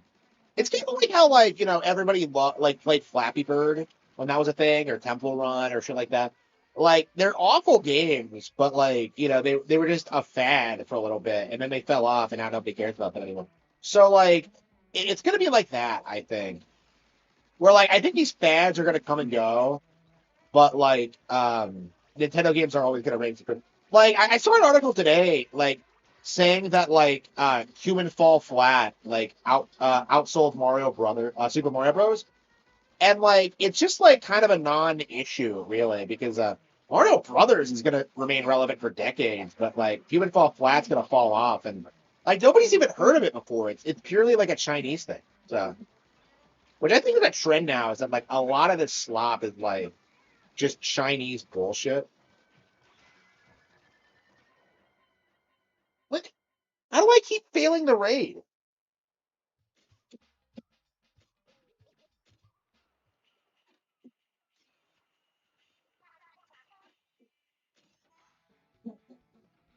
Like, I don't understand why the difficulty spike was so high.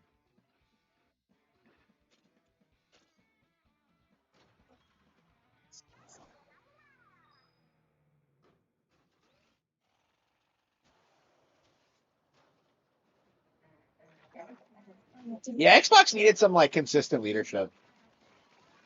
Yeah, it does. Yeah, it has some online features. Yeah, it's like co-op stuff. Yeah. I wonder if like the difficulty is to encourage you to play online, but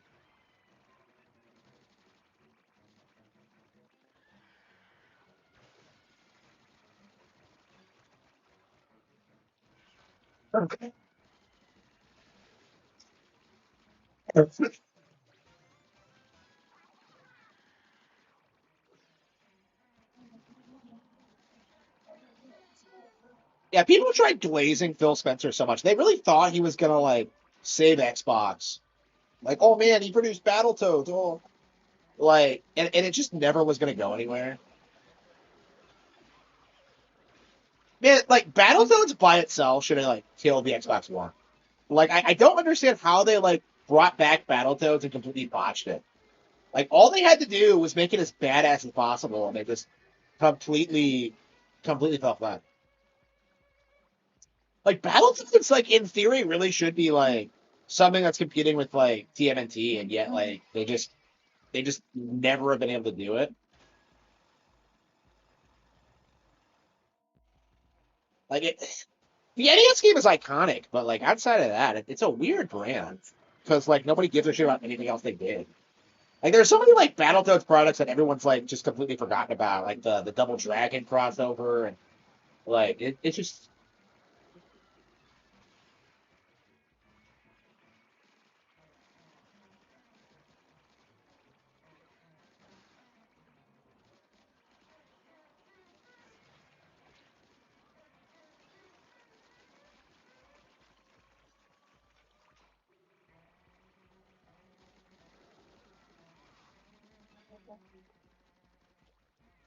yeah, yeah, absolutely. Well, I think they still own like the original version of Black and Two because like there's a reason that's never been ported, right? But like um yeah, they really should have like they really should have picked up Itagaki after like the Team Ninja fallout or something. Like there's so many things they could have done to win. You know, they partnered with like Platinum at one point that sold me on Xbox One. Like there's so many things they could have done to be successful, and they just completely blew it.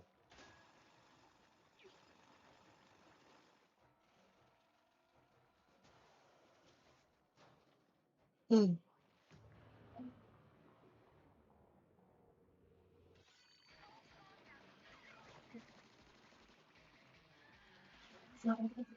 2 hours in, wow, crazy.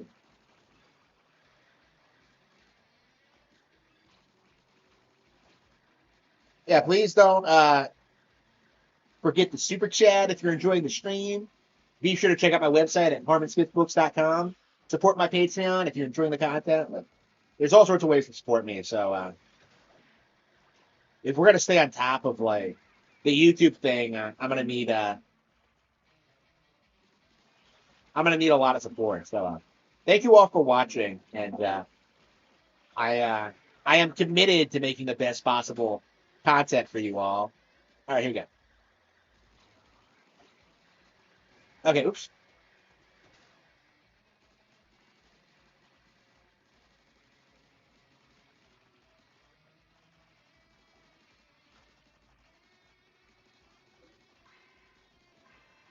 Oh wow, I'm not beating it quickly enough.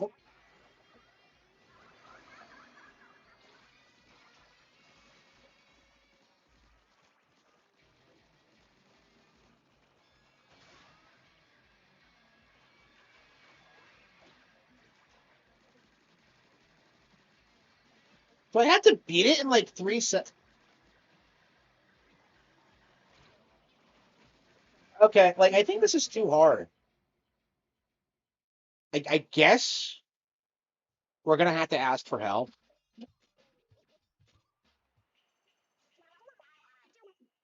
Yeah, we're gonna call for help.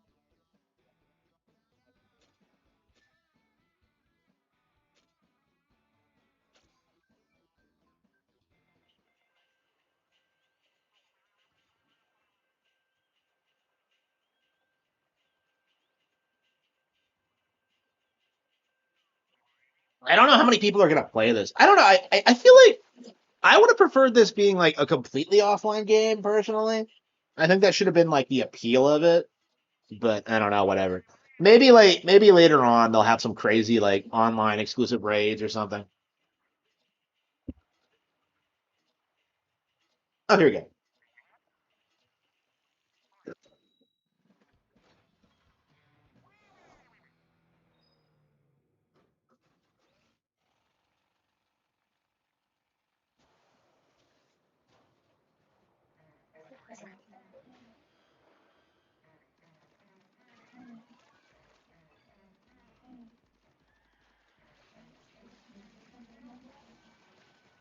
Yeah, I bet like once you start really getting into the multiplayer, it's gonna be really fun.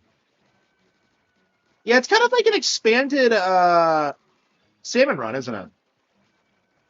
When you play multiplayer, I never really thought about it in that way, but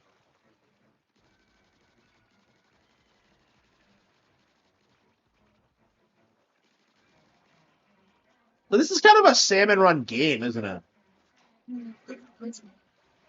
Yeah, honestly, I thought like looking at this, I was comparing it more to like side order.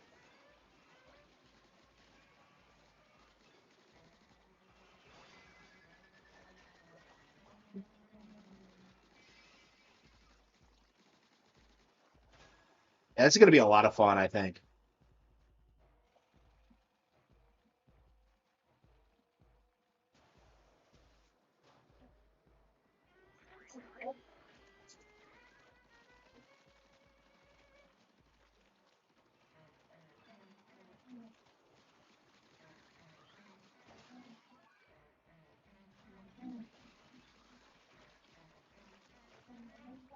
Yeah, Microsoft needed to like make Halo their flagship brand, and they just weren't able to do it. Like people loved Halo when that was relevant.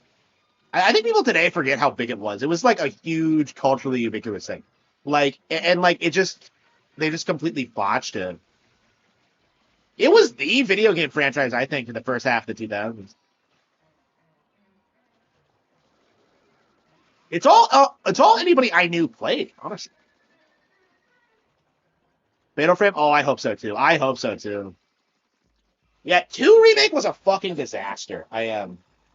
Yeah, I tried playing it like the other night. I got to like the final chapter and like I got to this segment where like the boss just would not die, and it just like I'm just so frustrated. Like it's not fun to play.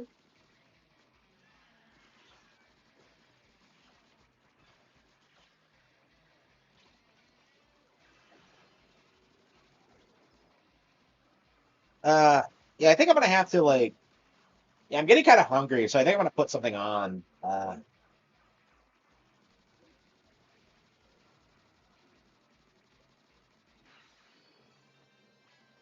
And it was so much easier when you had like an actual someone to play with. Wow.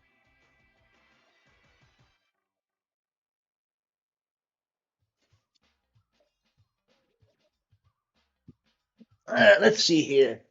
What do we have? Chips.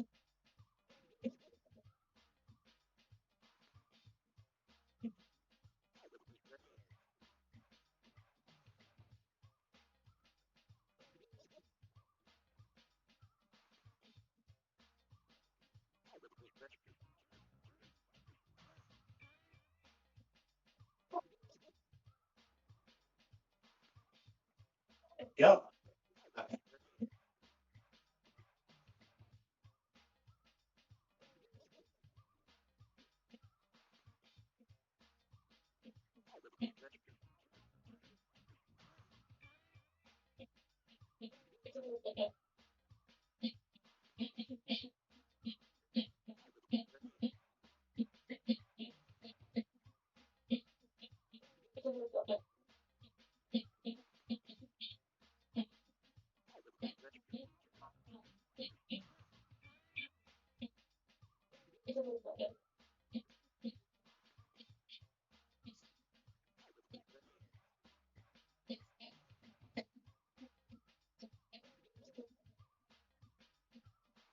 Yeah, I haven't eaten since before I took my nap, so probably should have done it, but I mean, I hate to like eat during a stream, but like it is what it is. I'm just strapped for time. I was working on like um a book, but like today I went out and did stuff. Went to the library. It's just like,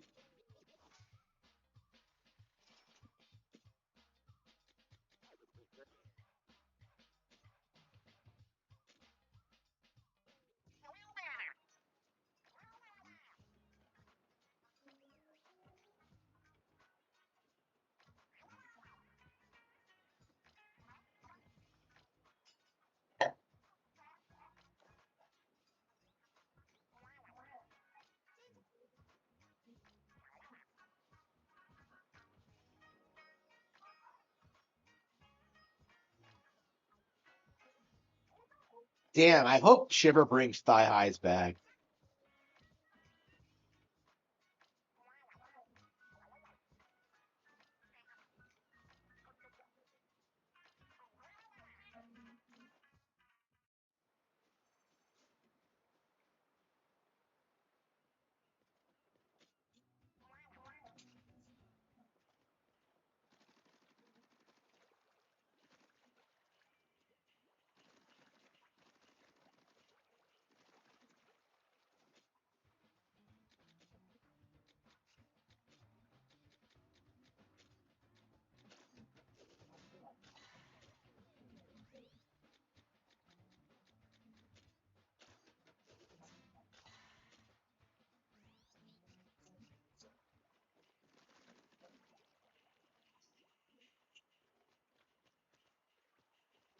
Why does it keep telling us that there's something here?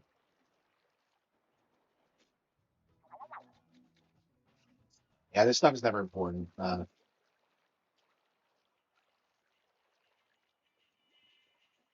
They said this is a ship. This is like some kind of like, I don't know, floating fort. I don't know.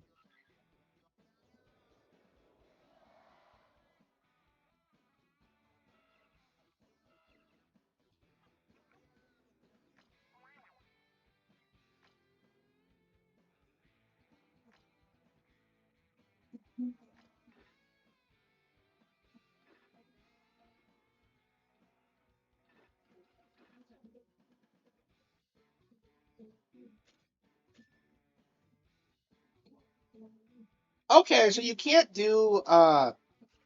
call for help every single time. You have to like, okay.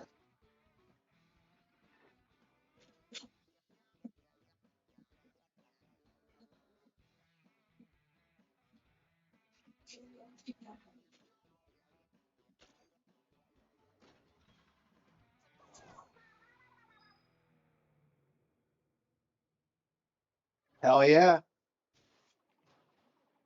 Yeah, we're still feeling Iwata's influence on the company 10 years later. Or 11 years now, I suppose.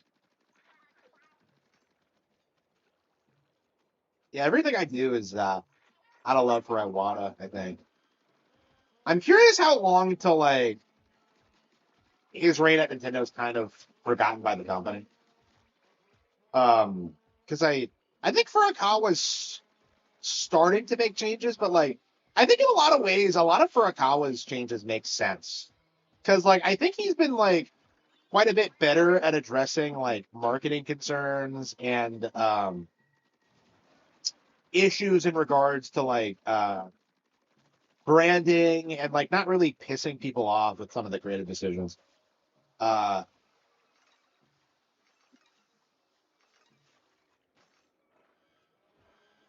I don't know. It's more like a public image thing because I think Iwata was like very confident in the product and like wasn't really um willing to address that like people might have like concerns about buying Nintendo products.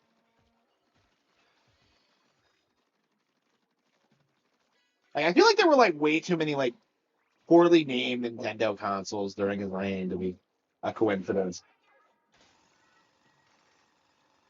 Yeah, bullied Iwata. Yeah, I remember like people saying that Iwata needed to be fired around like 2010, 2012. That was like a really big talking point. People forget this now, but like Iwata was pretty wildly hated during that period when like the Wii U was coming out. Like people forget that like Please Understand was a meme. Yeah, we still talk about like how PS3 has no games, but like the Understand thing collapsed pretty quickly because it was never really true.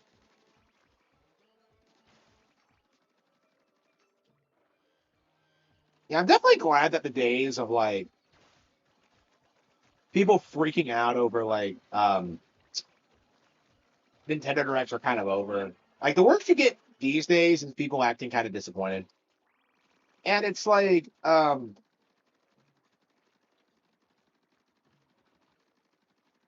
because Directs today aren't better than they were back in the day. It's just that like people spurg out about them less because they have more realistic expectations.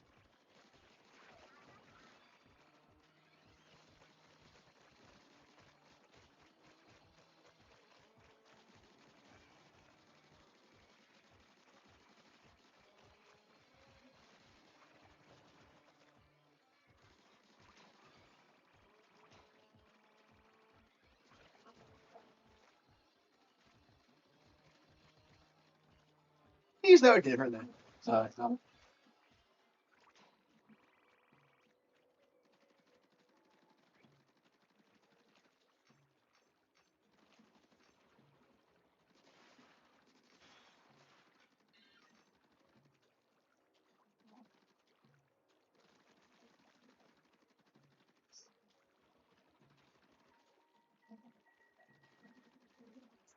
yeah, like the PS3 was so much worse than the Wii U in every way, and yet like the narrative was always that like it would make a recovery and it would be good someday. And that led to like The Last of Us being worshipped as this like masterpiece of a game, and it just isn't.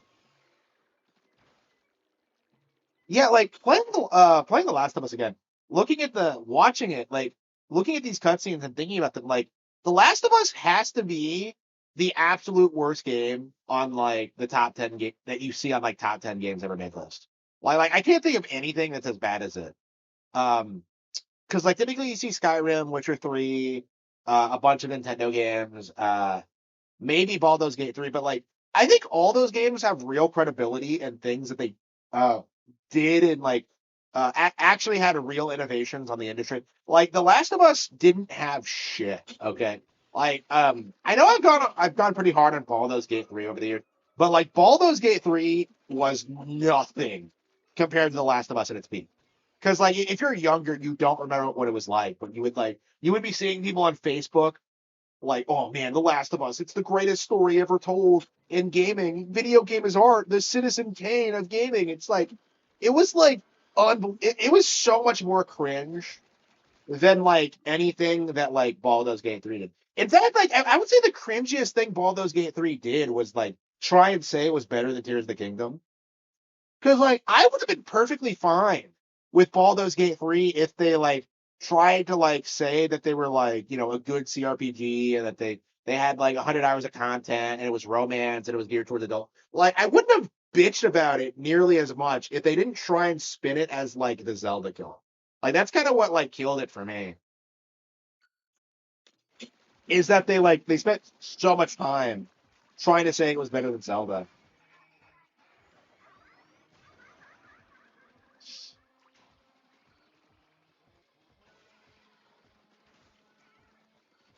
Yeah, it was weird. And like especially because like if you don't remember 2010, the zombie thing was like super played out at the time. Because like zombies were just like everywhere. They were the stupidest fucking fad. You had like you had movies about girls falling in love with zombies. You had like the fucking Walking Dead. You had like all this like crazy low quality slop that it was just a trend at the time. And like the zombie game thing, like hey Joe, want to play a zombie game? Like there's a reason that became such a meme is that like people were sick and tired of it long before it fell off. And like The Last of Us was just hosting off of that trend. And for some reason it was like worshipped as like the industry like the genre high point for a lot of people and it just isn't.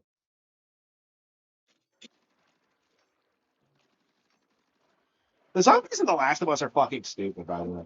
I I'm gonna talk about this in the retrospective, but like they're not really threatened. Like in the beginning of the game, like one of them throws itself at Joel, and he just like instantly takes it down with like one shot. And I'm just like, are we really supposed to believe these things are a threat?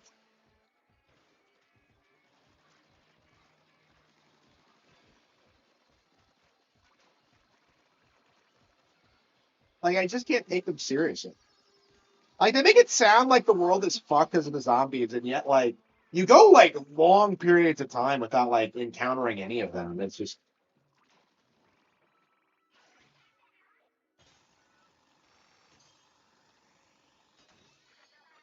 like again, like watching The Last of Us is interesting because like you have so many more conflicts with human characters and like focus so much on cutscenes that like it's like the zombies don't even exist. And I think the problem becomes even more apparent in like part two because I think like Ellie like moves into a farm with like her best friend or whatever, like, and it's like her roommate, and like uh and like I'm just like, where are the fucking zombies? Like I thought we were The Last of Us. Well, maybe being a lesbian would being a lesbian I think is more damaging to society than like the fucking zombie. Is just my honest take on like The Last of Us. Like Ellie being a lesbian caused more problems than anything else in these fucking games. Uh,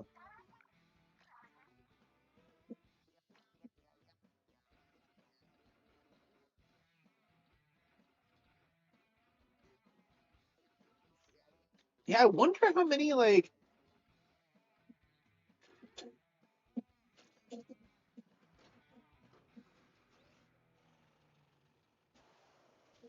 Ellen Page. I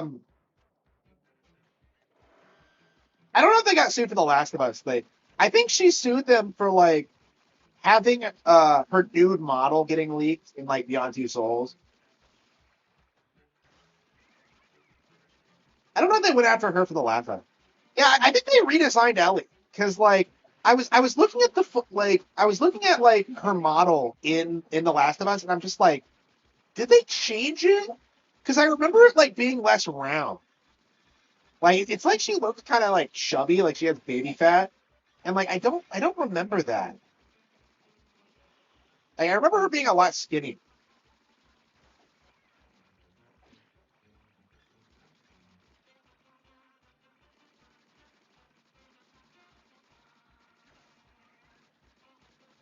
I don't know. I mean, I was like playing this, and I was just I was looking at it, and I'm just like, I don't remember a whole lot about this, honestly. Like, it's been a long time since I played The Last of Us, so like, I was like, I forgot how foul mouthed Ellie was. Well, I guess maybe I just didn't give a shit about that at the time.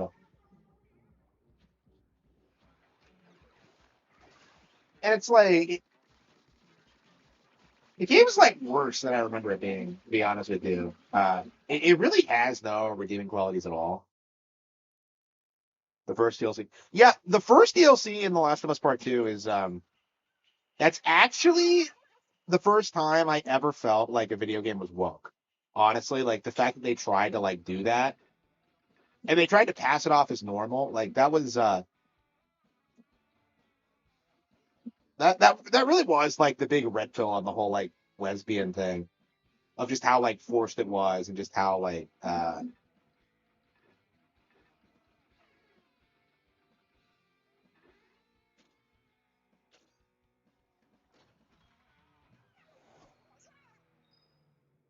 and just how much people were trying to like normalize the lifestyle purely to stop women from having kids, I imagine.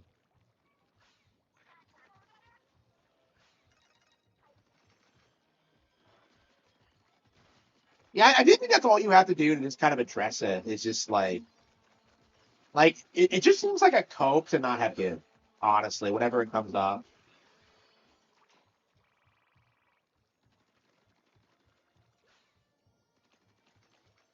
I don't know, man. Like the lesbians I know are like miserable now. Because I think they all thought it was gonna be like fun and games forever in like their 20s. And now it's just like reality setting in. And like it's just like they're just miserable fucking people. Like it's really bad. And people are starting to notice things about them too, how like they target like emotionally vulnerable uh women and stuff like that. Like it's uh it's becoming more mainstream to understand like the stereotypes and all that.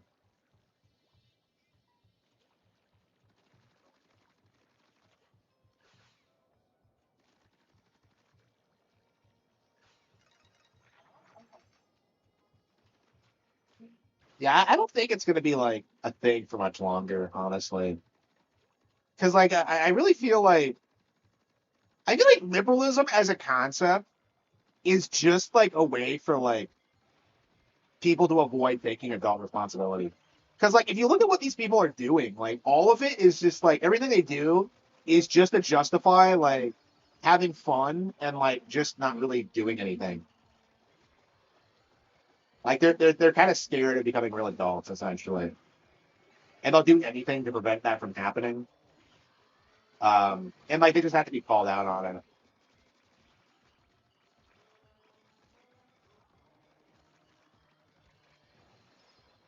But I don't know, like I think the way this is gonna work is that like you're gonna see a pretty severe die off of like liberal families specifically because like so many of them buy into like anti-family rhetoric. Like they're just gonna get like outbred by conservatives essentially.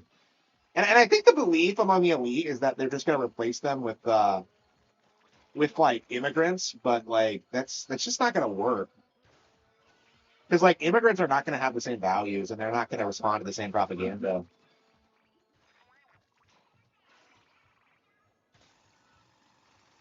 Yeah, people say birth rates are going down worldwide, but like the reason for that is because healthcare has gotten better and that people don't see the need to like have multiple kids if all of them are going to live. So,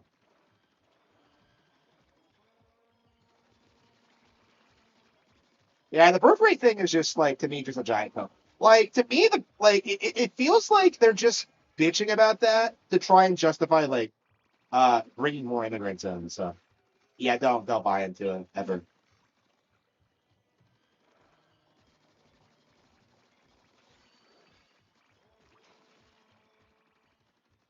Yeah, I think at a certain point like I think what's going to happen is that like it's not going to matter like what country you live in because what's going to happen is that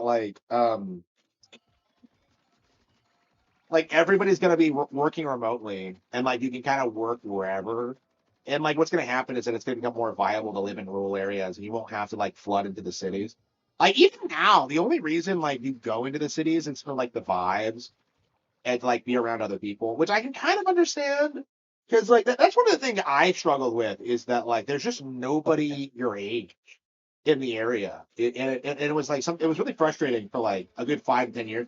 It would have been a non-issue if other people were doing what I did and just bought a house in like a less than desirable area. Like these people are just obsessed with having like the highest end houses in like the biggest cities, and it's really not necessary. And like people really need to get past this idea that it's like they have to do these things. Like I don't want to be around old people. Like come the fuck up. Like it's so obnoxious, like how people like refuse to admit they're old now. Because like I grew up with this too, like seeing boomers like complain about old people in spite of like being old themselves. It's like what are you talking about? You're exactly the kind of person you're bitching.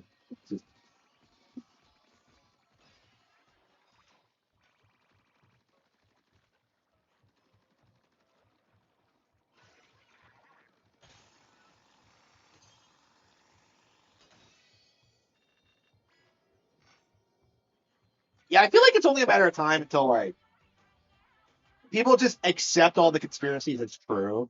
Because like the problem is that like they can't. the establishment can't shut the fuck up about what they want to do. Like you look at Bill Gates, and he always says what he's gonna do like 5 years before he does it.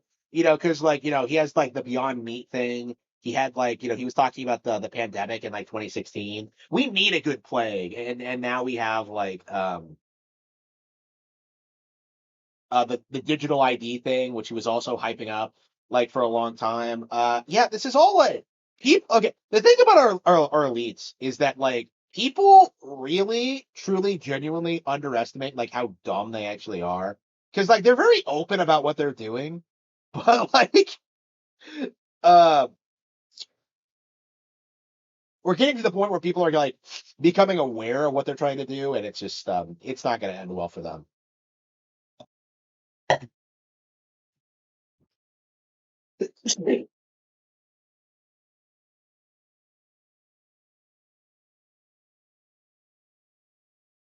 Damn it! I keep putting it on the wrong. I keep turning the wrong one on.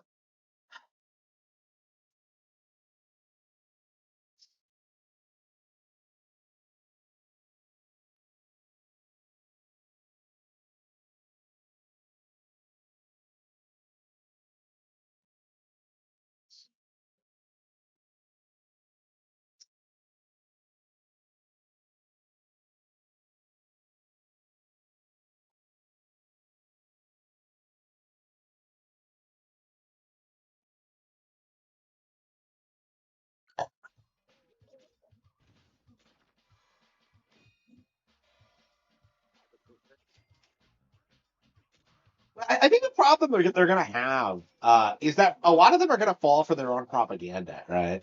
Because a lot of them genuinely believe the climate change thing is real. A lot of them genuinely believe that like a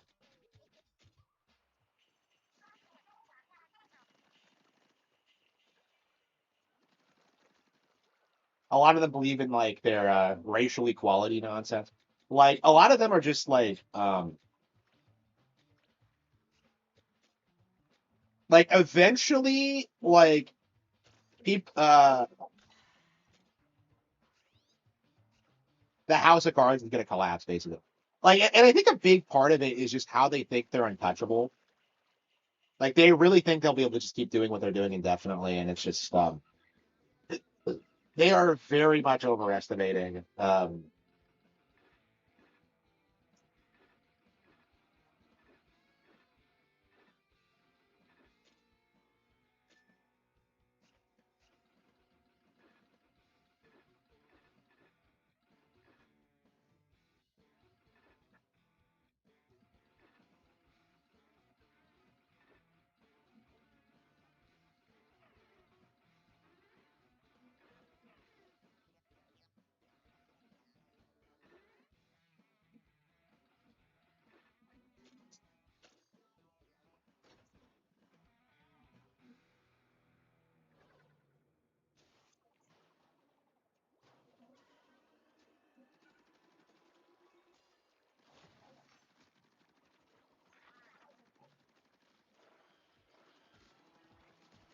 I don't know. Like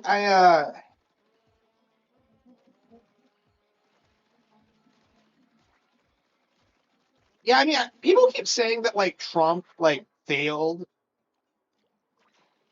to like save America or whatever, and like I think people really need to get past this idea that like one person is gonna do it because it's gonna be like the end result of a lot of people like Trump, like fixing these problems over like several years, essentially. It's gonna happen eventually. It's just a matter of like when and how it happens. Um,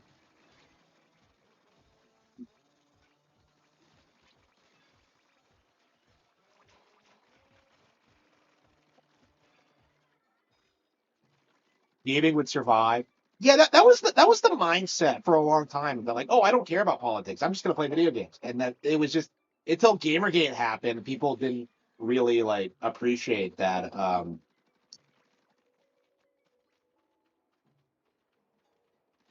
that was never gonna work.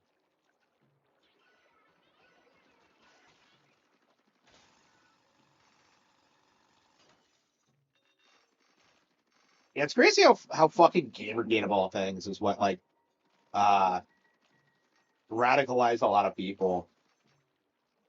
Because I think it was just a cohesive breakdown on like how these people behave and what they think. I was like a little bit like red pilled already, just feminism and atheism and shit like that. But like it didn't really come together all the way until like Gamergate. Uh, and like the thing about like Gamergate is that like they tried declaring themselves the winner of that too, because they said it was over and like nothing changed and that like things were proceeding as they were. But like what's happened since then is that like the entire industry is collapsing because fundamentally everything Gamergate was saying was true. So like we've already seen them walk back a lot of things that they've been doing, and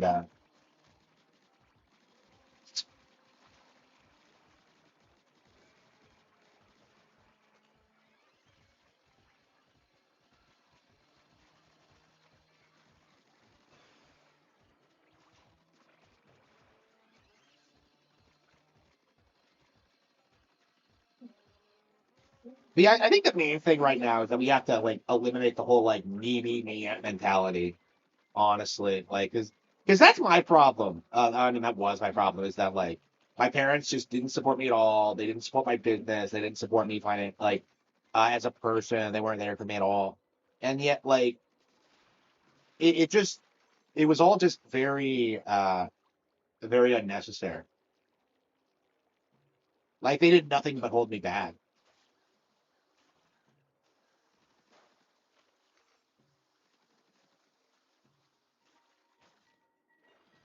Yeah. Nintendo's already kind of proven itself.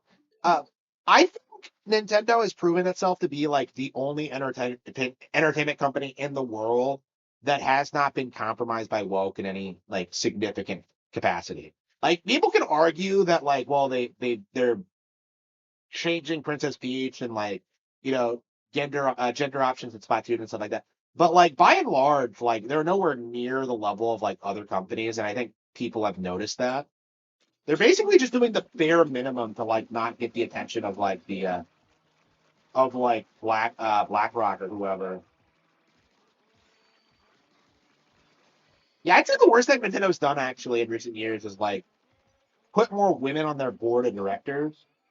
Because I do think that's probably like the worst thing they've done in their entire history actually. And like nobody besides me like really cares about that, but I think that that was a big reason why Nintendo was so successful is that like they just did not have females in leadership positions.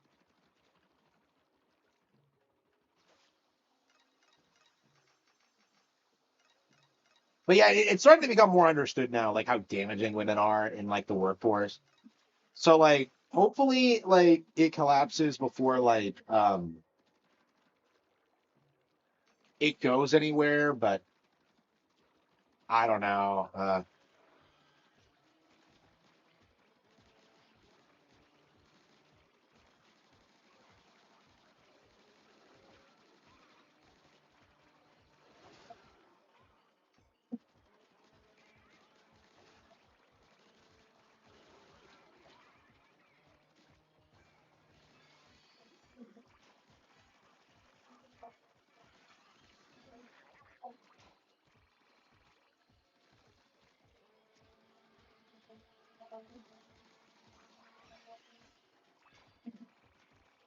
Born on an island.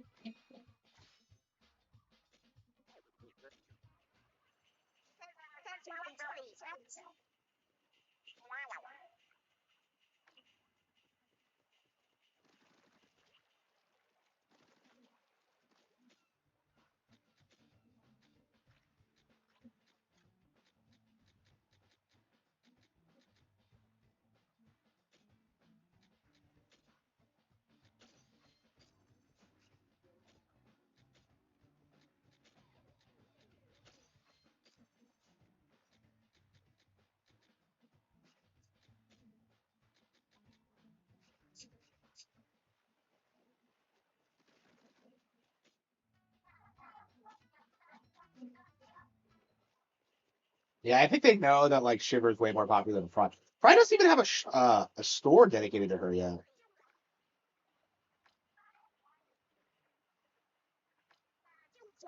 Extra mild curry. Wow.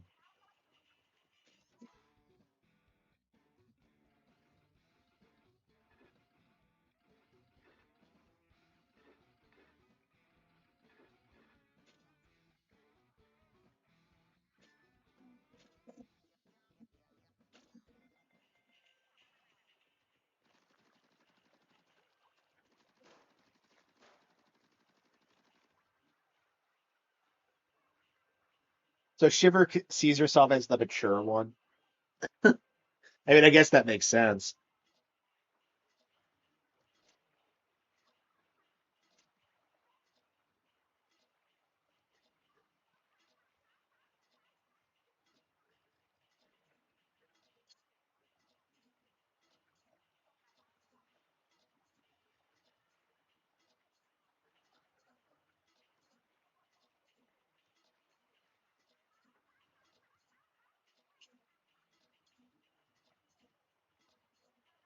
Oh, oops.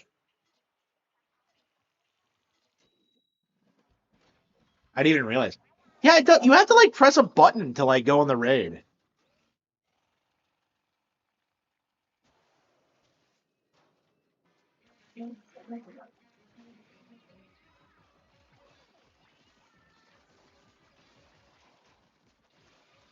Yeah, I think we're gonna. Yeah, I think we're gonna take a break for 15 minutes, eat, and then get right back to it. Sorry, guys. I know, like, I have quite a few viewers tonight, but I am starving. I have not eaten much today, so yeah, I didn't even get to go to the gym today because, like, I was gonna go, but like, I was out, like, I was doing so much like recording on my phone that like the battery was dead, and I was just like, I'm gonna have to take the day off. I can't stand it when I go to the gym and the battery's dying. Uh, I mean, I went yesterday, so I don't have to go today, but it's like it was one of those things. I'm just like,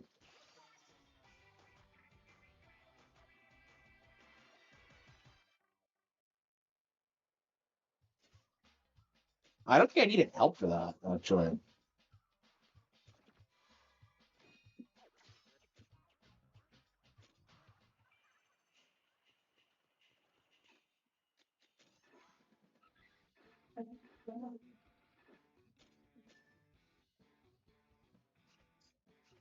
So you have to wait like a good long while before.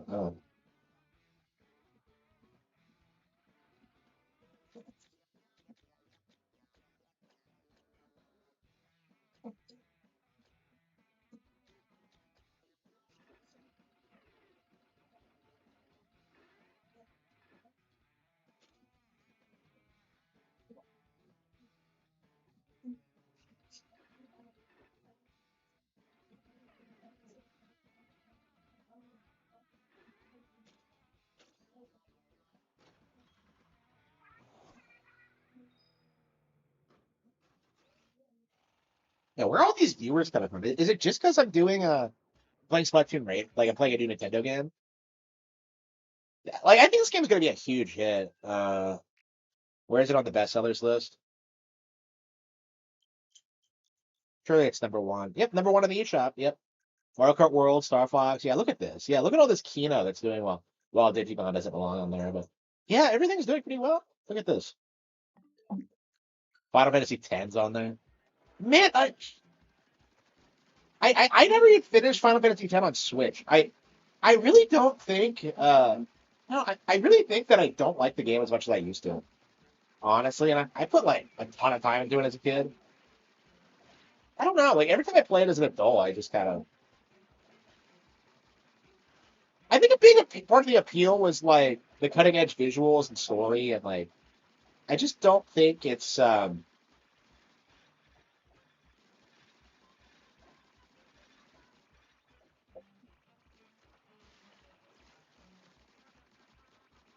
it's as impressive as it used to be.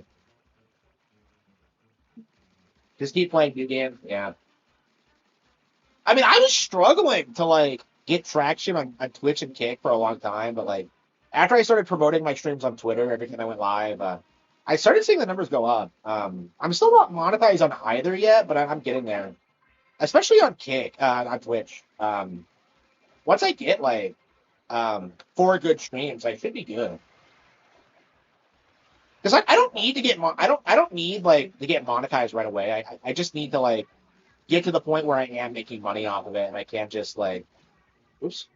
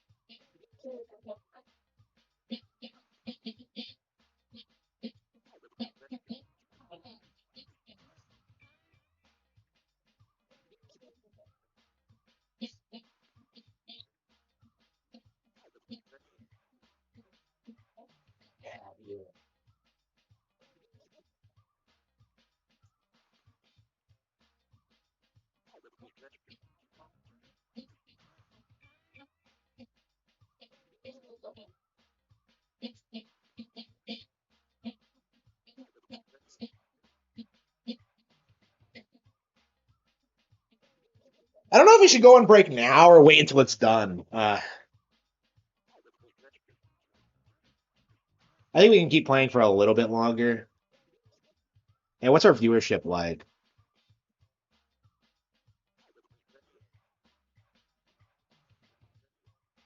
Yep, yep. Yeah, Cake I think is at an all-time high.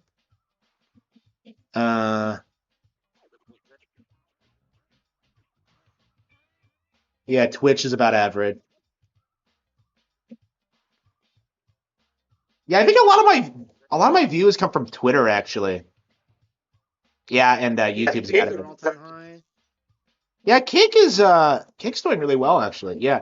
Yeah, most of my viewership is on Twitter for some reason. And like that drives me nuts, but like I don't know. I'm monetized on Twitter now, so I guess it's not a big deal, but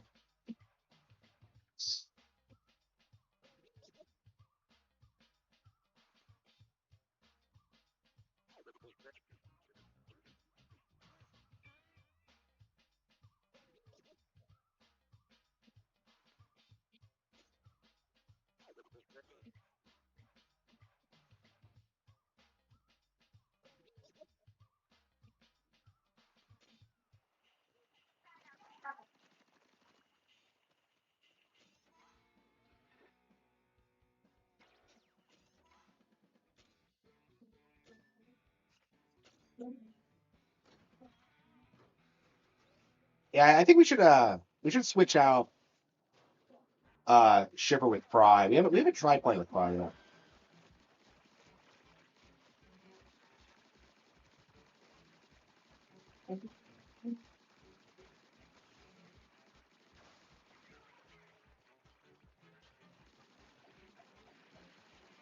TikTok. Yeah, TikTok's like it's supposed to let you stream on there, but like they actually get mad at me whenever I try. I think they want to pretend it's like more exclusive than it really is. Uh,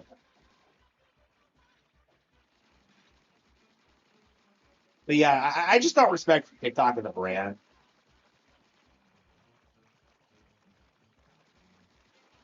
Like I just hate how dumb everyone is on it. Again, I have the ability to automatically post my content on TikTok, and I still won't do it. Like that's how little respect I have for like the masses on there.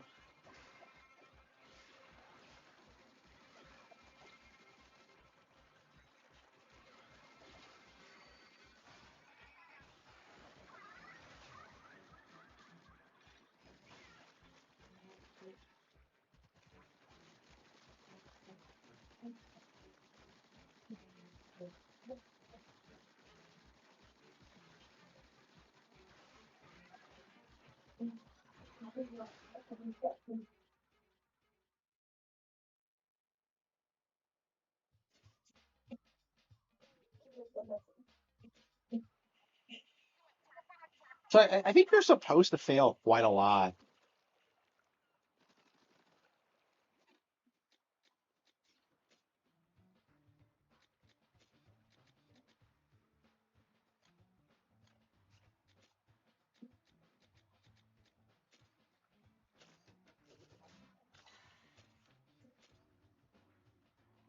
You can now release the limiter.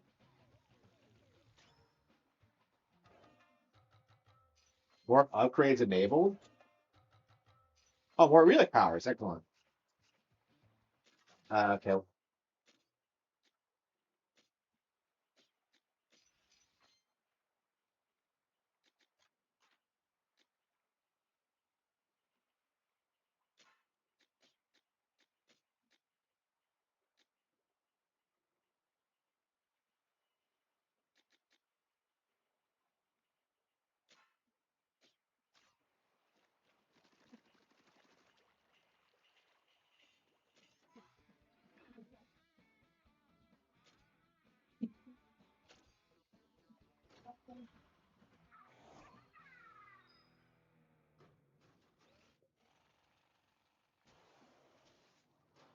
Okay.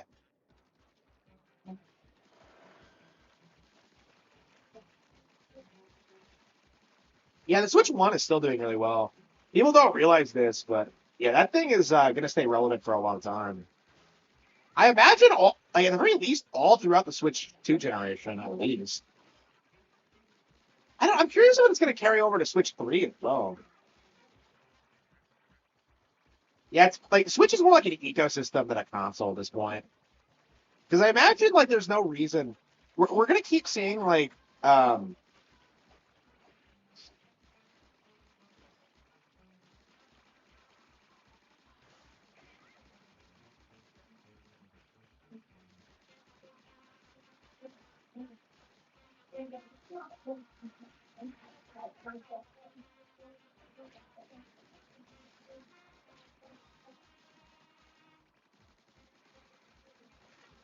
if I power up the robot, because surely you can, right?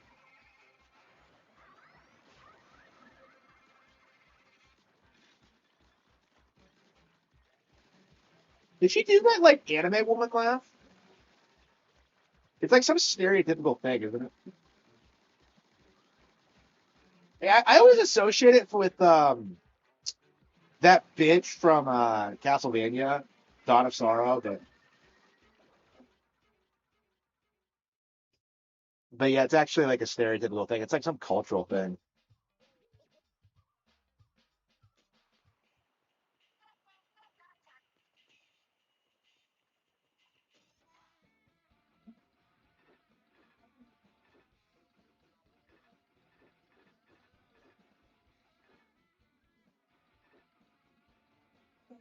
Like, are you supposed to just play the same stages over and over again until you win? It's kind of crazy how like it expect like I'm playing on normal and I'm still struggling.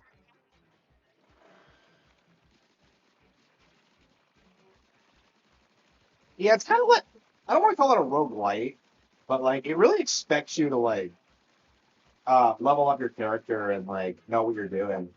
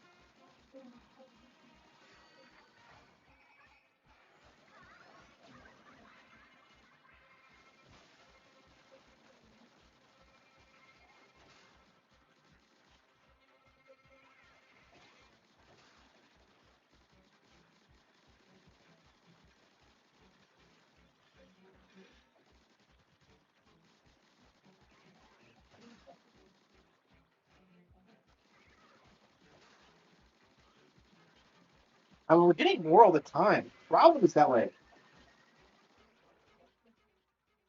Yeah, I think maybe if I use my gadget more often, we can do it.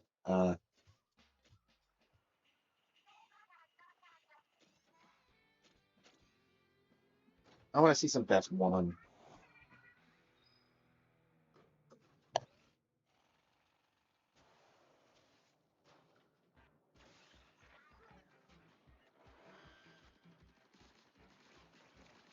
Yeah, it's pretty hard. Yeah, I wonder if that's going to be like the justification for Bill trying to downplay it is that it's too hard. But I don't know. We will see. We will see.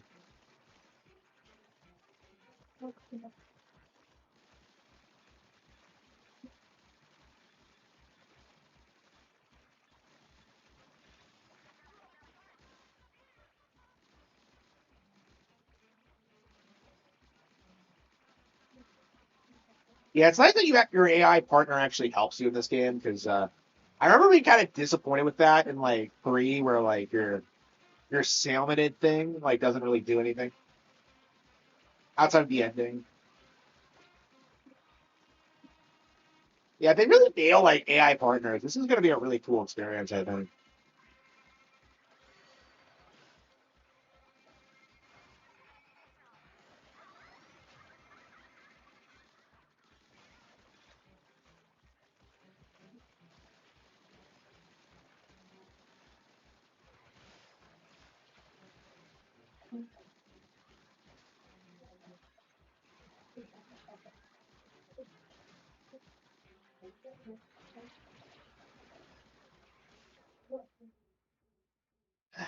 Like I don't understand why I'm struggling so much. Yeah, we leveled up even. Well, we got a skill point. I guess we'll just keep raising our weapon damage.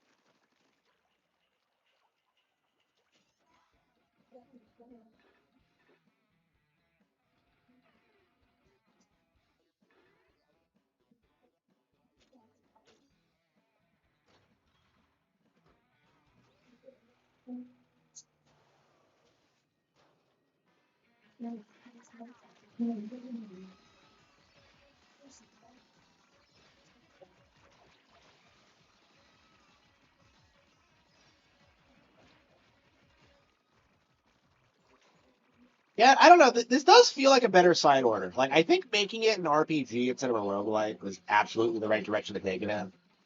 Um, my view on it is that like I don't think they went far enough. Like if you're gonna make it an RPG, like wouldn't you like make it some like huge, expansive like story and adventure? And like I just don't really see it that way. Like it feels very much structured like any other Splatoon campaign, and I feel like I was expecting a bit more from it in that sense.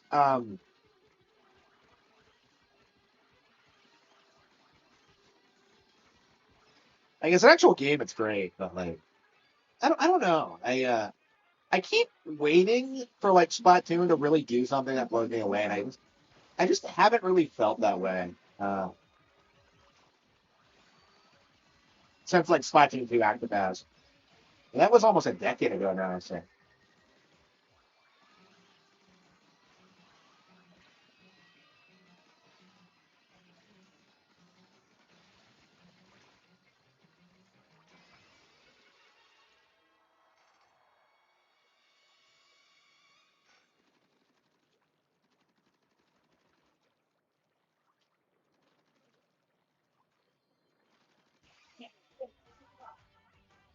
so do you get like treasure even if you replay like levels? It's not like just rebeats.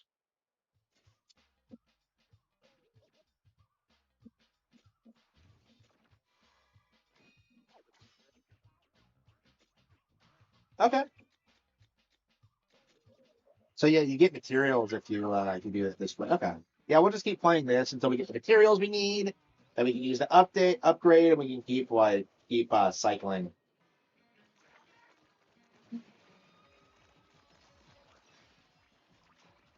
Yeah, we are going to take a brief break and have some lunch. Yeah, I'm enjoying the game. I think the structure could have been thought out a bit better. I don't know why I have to like grind to get through like basic areas, but I guess that's like supposed to be the appeal. I don't know. Like I think they should have doubled down on the RPG elements. It's kind of my mindset. Um,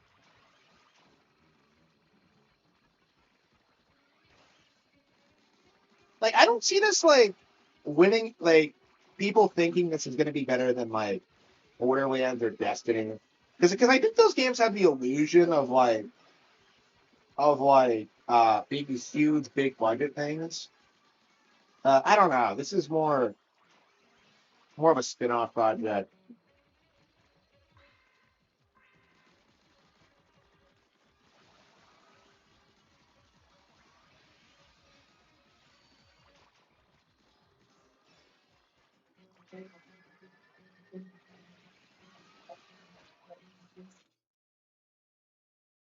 Uh, Hang on, we'll finish this real quick.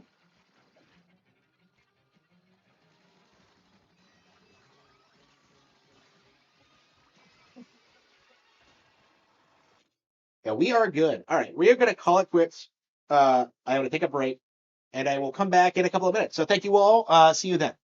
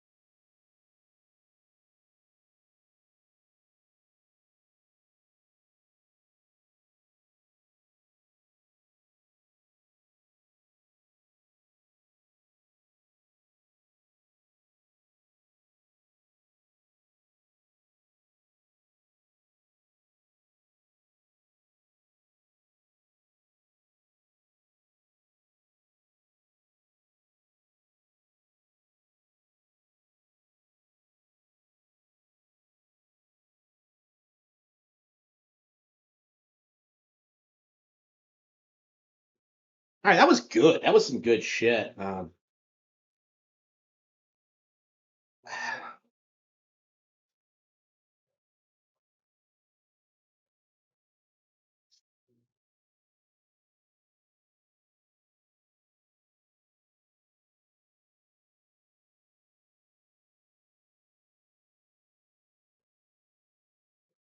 on, zoom in a little bit more, buddy.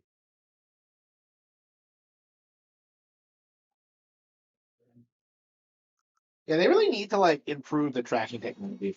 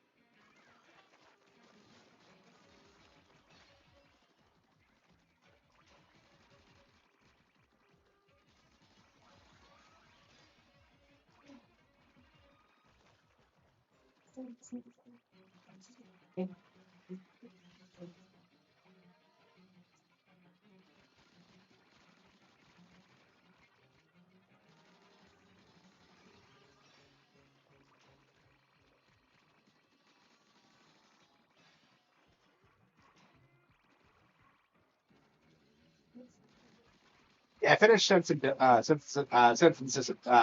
Sense and Sensibility on Audible. So I guess the next book I'm going to listen to is I, Robot. Actually,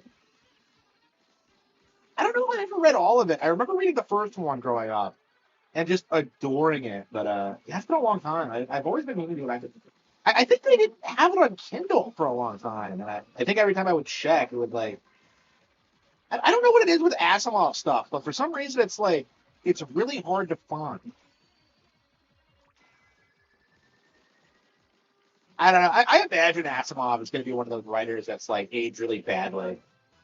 Like I don't know. It's weird to me how many people think that like the three laws of robotics are like an actual thing and not just a literary device.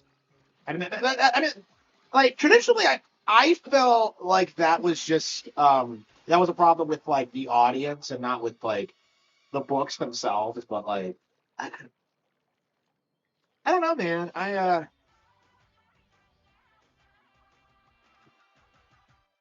Yeah, I remember reading like the last question growing up and it just blowing my mind.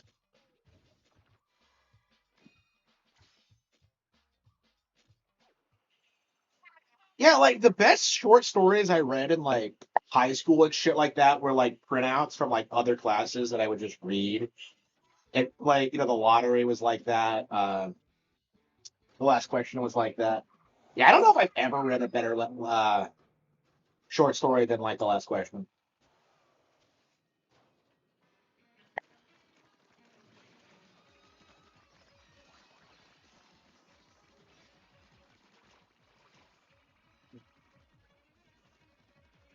I don't know. I've never like really gotten to like that into short stories.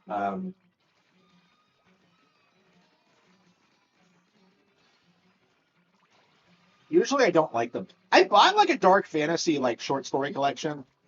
Like, oh no, I didn't buy it. I got it from the library. Like, and I looked through it, and I'm just like, I don't know, it just doesn't seem all that interesting. Yeah, it's weird what I get into these days because I got this random novel called like Revenge Prey, and I thought it was gonna be some generic like thriller, right?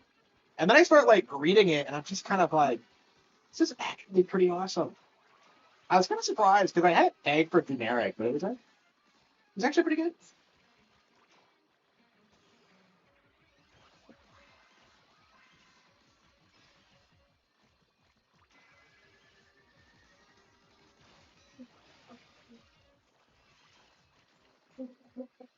Oh yeah, I lost my copy of Eye of the World. I don't know where it is. Like I was looking at my bookshelf and I'm just like, wait, I had two and three of Wheel of Time, but not one. And like I had it sitting out somewhere, and I guess I just put it somewhere and lost it. So we'll have to like see if I can find it again. I was really into it, but I never did finish it. Uh,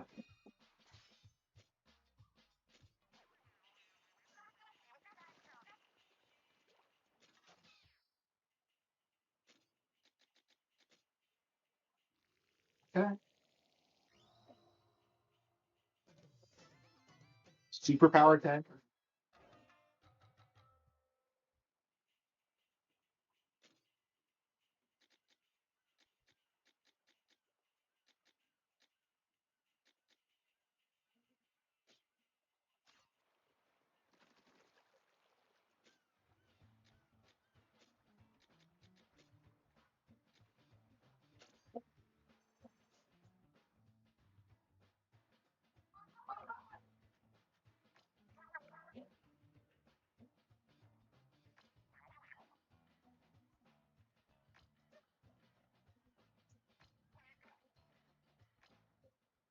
There's no weight training involved. What? It's probably stupid.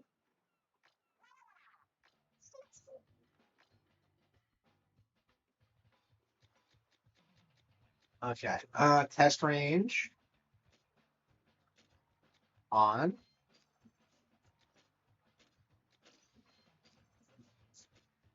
Man, I love like the idea of like building your base. I hope they bring this back in like future games. Oh, thanks for the super chat. Thank you for the super chat. I really appreciate it.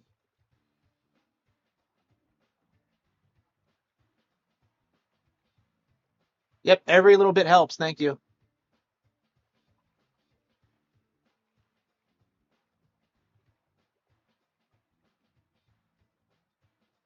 Yeah, it's really good.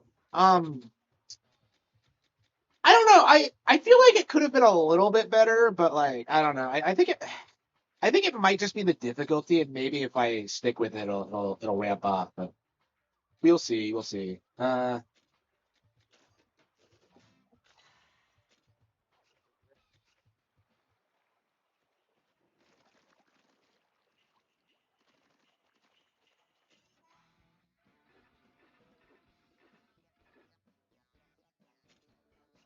I think we're probably ready to do a full on raid now.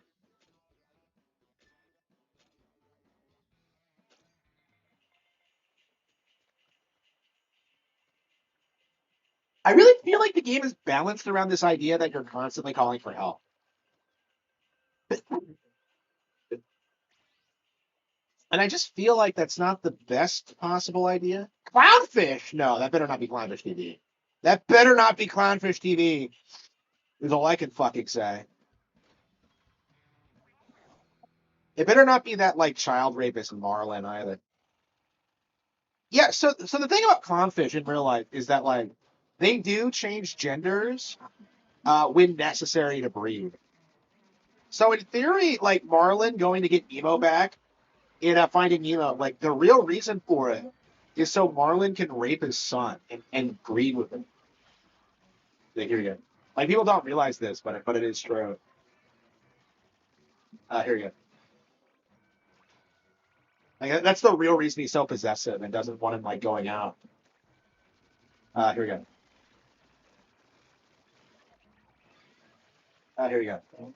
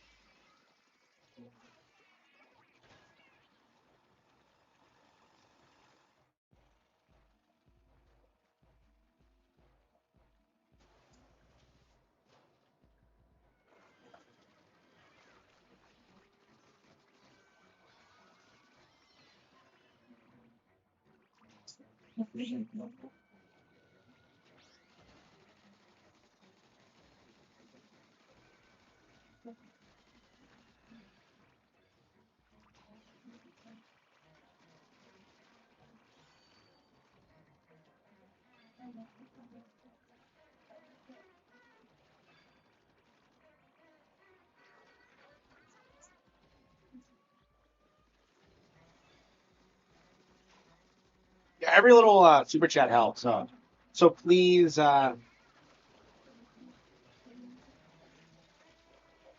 please keep supporting me. Thank you. There you go. Okay. Yeah, be sure to check out my books at blackcatbooks.org, harmansmithbooks.com, I should say. Man, I still keep saying like Black Cat because I've been doing that for so long. It's harmansmithbooks.com now. Yeah, be sure to pay for YouTube memberships. And we're going to try our best to make the channel as high quality as possible. It's all going to the show.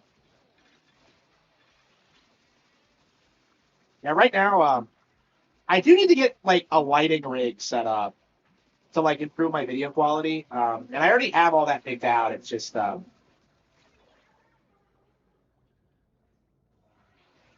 yeah, the sooner we make more money on YouTube, the sooner we can get it. So yeah, let's make it happen, everyone. Okay, let's make it happen.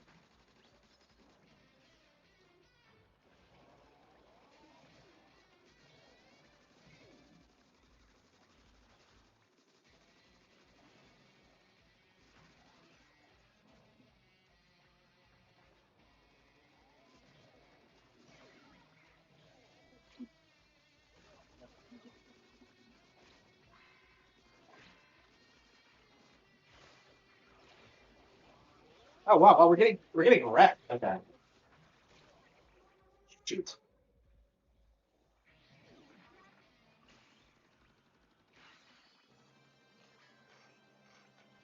I would argue the game's a little bit too hard.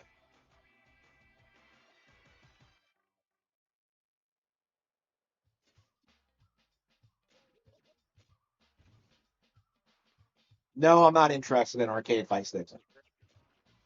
Like, what's the point? Like, they're for people who grew up playing arcade machines, and I'm just not that.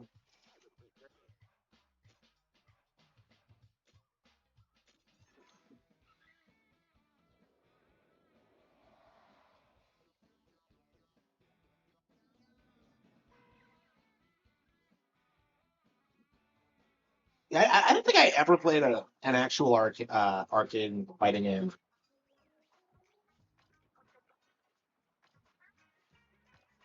Is this the end of the game?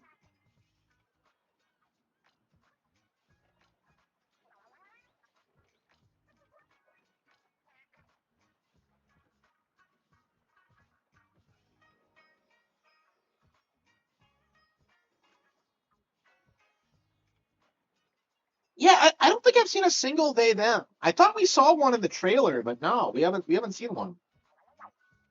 Yeah, so like they're referring to the mechanic as the mechanic and not a they them. So are they finally cracking down? I don't think we've seen any of them since like well, the Pokepia was like loaded with them, but that was a third party game. Yeah, we haven't seen them at all. I think since Showtime, and even that was kind of like inconsistent.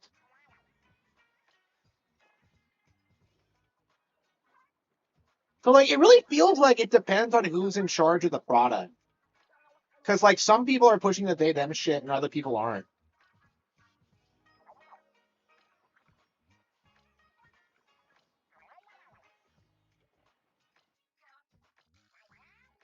Oh, she cares about.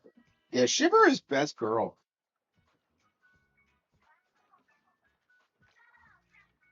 Oh, okay.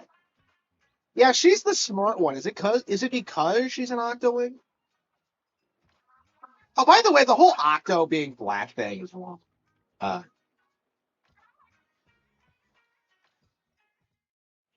I didn't even realize she was an Octoling. I'm just kind of retarded when it comes to that stuff. I guess I'm a real life England.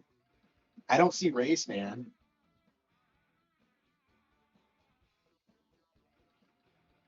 Uh,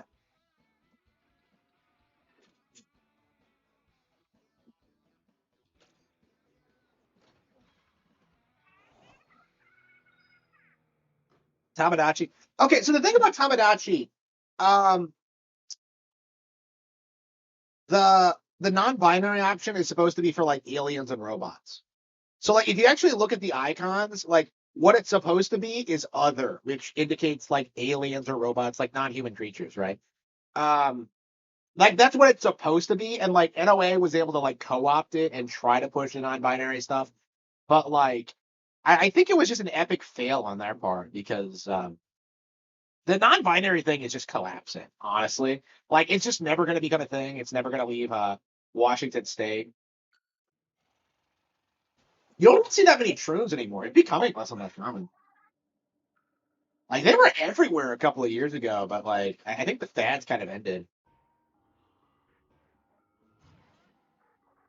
Oh, a boss fight. Okay, this thing looks sick, and the designs of this game are amazing. The Wingbringer, Flapatizer. Yeah, I love the Salmonids, but like I do think we need a new enemy archetype. I mean, three had like a mammal antagonist, but like we don't really have like mammal enemies, right?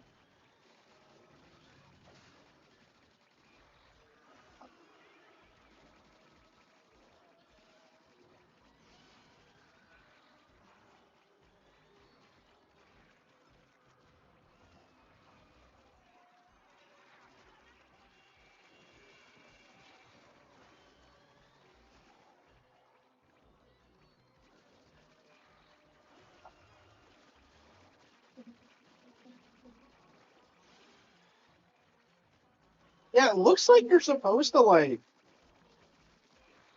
the game seems like it's balanced to do like things in like with like actual teams, but like the weird limitation with like who you can call and win and just I don't know. Yeah,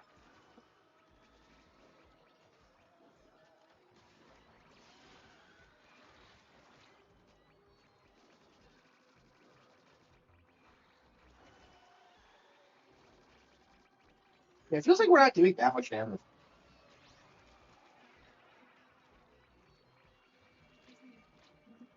Yeah, the boss fights in Splatoon are like some of the best we've gotten in racing games.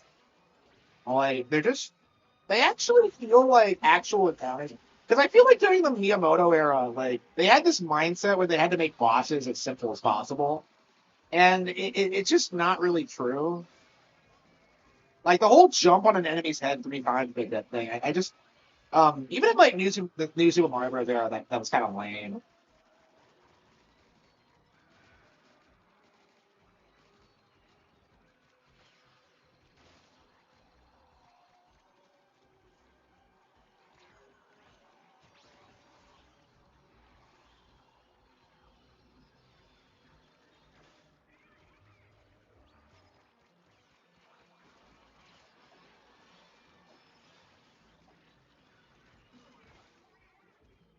Yeah, we can't. Yeah, it seems like it's too hard.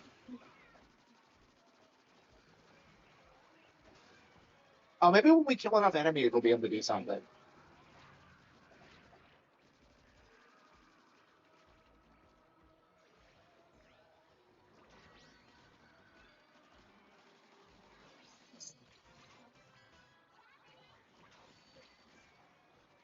The game doesn't fuck around. It expects you to grind a lot to be able to clear these like, stages. You're not going to be able to beat it like your first couple of runs.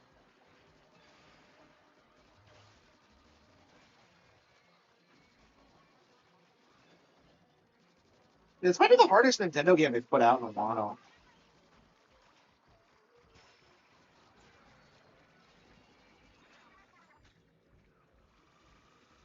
Oh, there we go.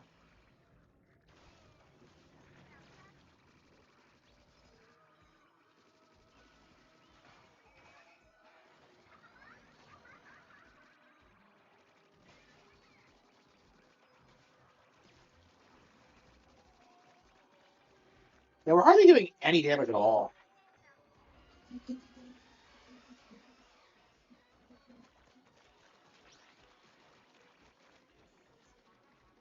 This is normal. Yeah, so this isn't even the hardest difficulty. I went for normal.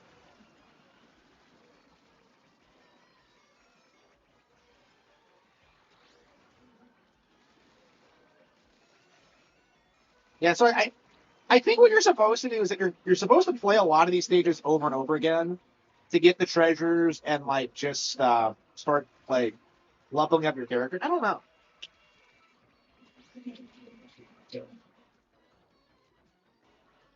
Yeah, I could see people like thinking this is a little bit too grindy uh, for like this kind of game. I don't know. I think they have something here, but I do think they need to find it. I'm curious if we're gonna get a direct sequel to this.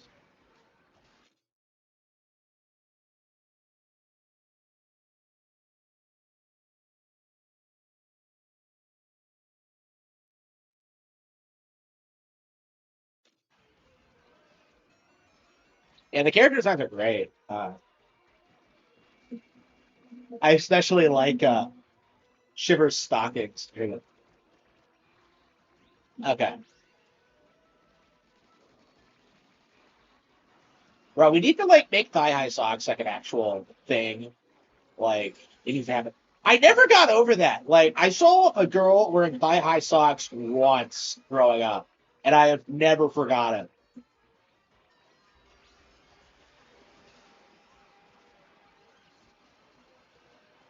I will never get over like not talking to her that day. I was just furious. I went for it later, but it's just like that day I was just desperately wanting to go for it. I was just oh, I was so bad.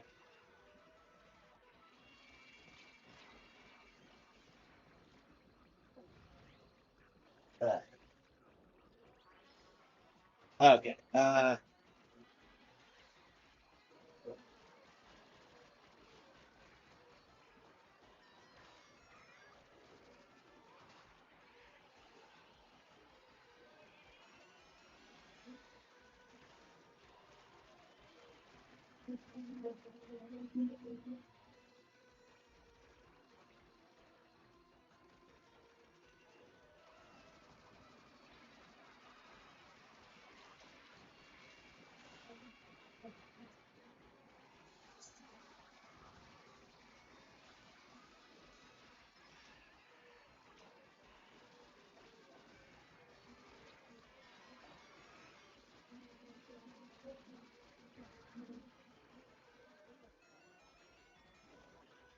So like you have to like if you're gonna stop the invasion, you have to like fire the drill. But to do that, you're gonna have to beat all these bastards. And there's all this shit happening. This is not an easy fight. I mean, I sure it will be when you like level up enough, but like we're not quite there yet.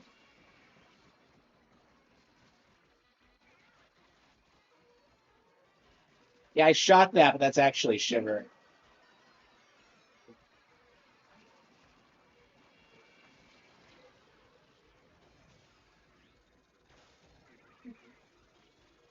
And look at all this shit that's like coming at you from all directions. It's crazy, isn't it? Born on an island in the heavens.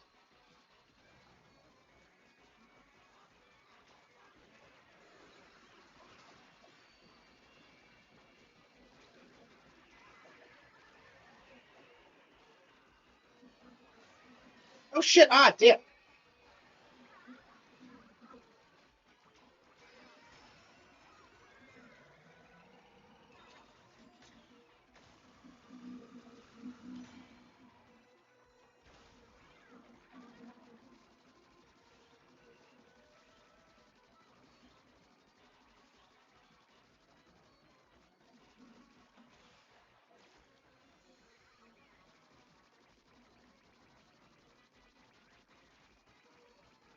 And even with like these attacks, I'm still like taking pretty massive L's.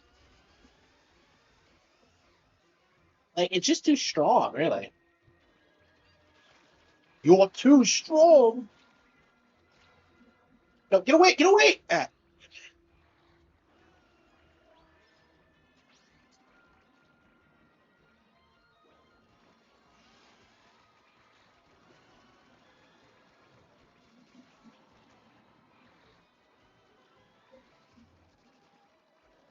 Yeah, this is what the future is gonna look like according to Nintendo. It's just like, this is their post-apocalyptic shooter. I'm curious if like humans will ever appear in like Splatoon, or if they're just gonna be like a lore thing forever. I mean, it only takes place like 10,000 years later. I'm surprised that like they evolved this way this quickly. But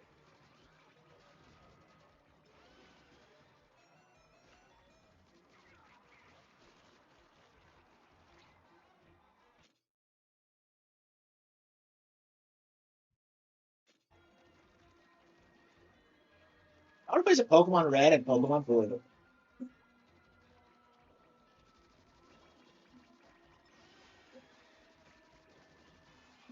Yeah, I'm curious. Like, I wish I knew who got me Pokemon Red, Pokemon Yellow back in the day. My Game Boy. I don't know who it was.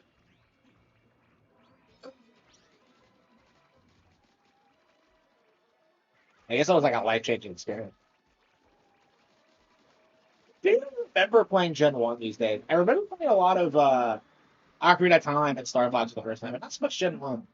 I remember struggling with it. That might be why. I was like talking about this when like I played it last, but like I'm not even sure I beat it like when I first played it.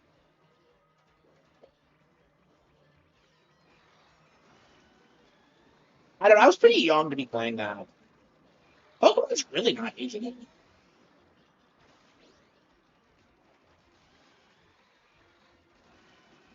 Yeah, Pokemon's for like older kids.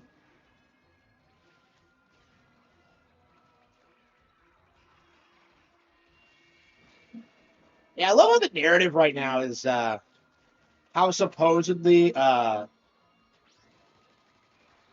kids don't play Pokemon, and I think I talked about this before. But like it's just not true at all.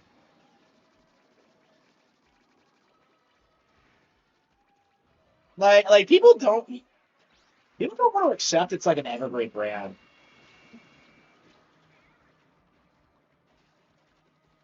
Pokemon, hell yeah. I don't You shocked me won that. That was a hard fight. How long did that take? So are we under leveled or underpowered or something? Are we like missing something?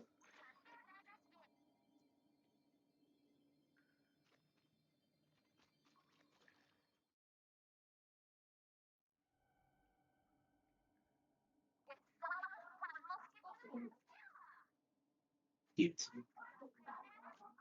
I was sure you were done for. Aw, yes, tease me more. Aw, yes. Look at that expression.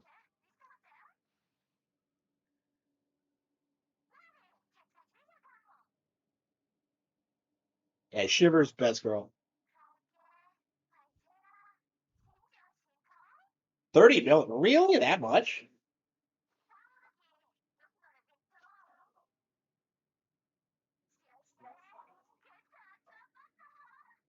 We're just stealing their shit. She does she does the laugh. She does the laugh.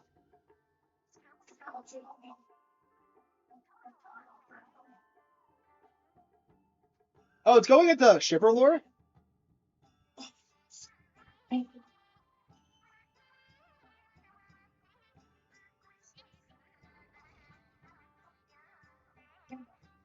So they're gonna be three bosses. I imagine there's gonna be three bosses and then a family.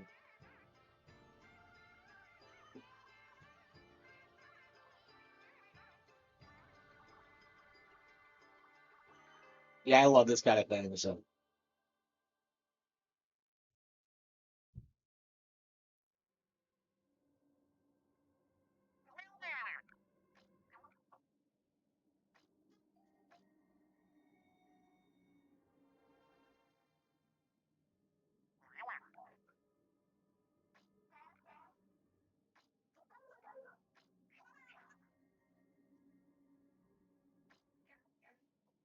is Big Man a gamer? Is that new?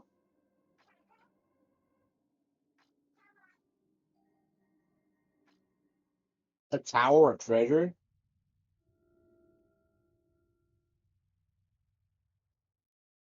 There's all this weird shit in like Splatoon, but anyway, it's always weird how wildly different these games actually are, like lore wise.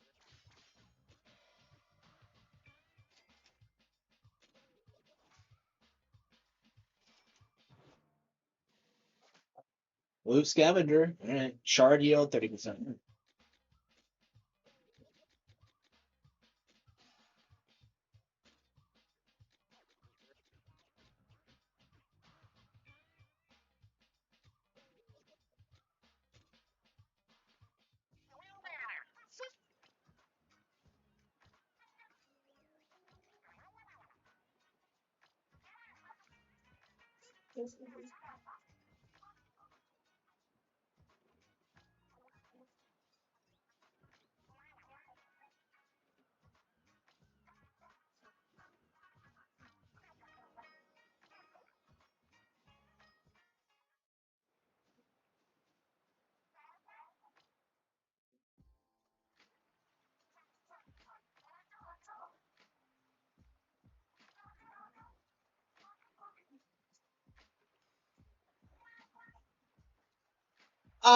It's not that I'm worried about you. Aw.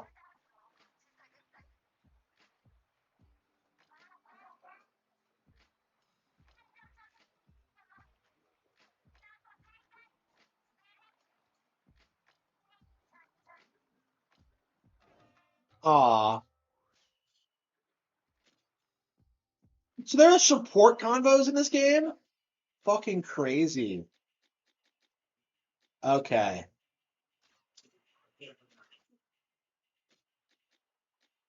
Oh, hang on. Did I have better weapons?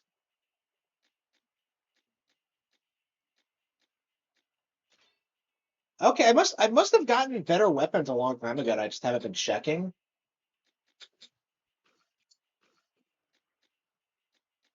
Okay. Yeah, that might have been the issue that I wasn't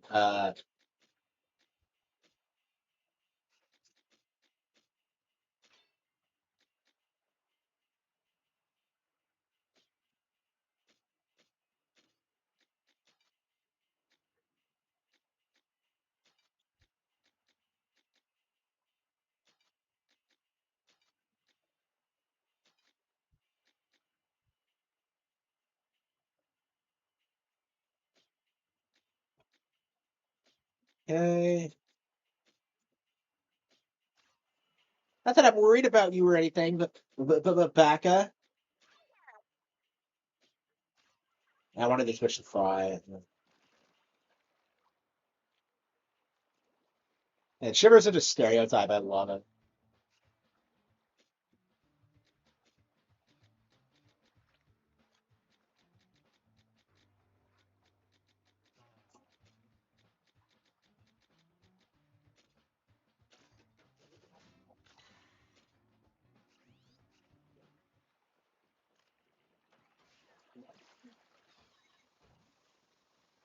Okay, so the gadgets are mapped to like the shoulder buttons. Okay.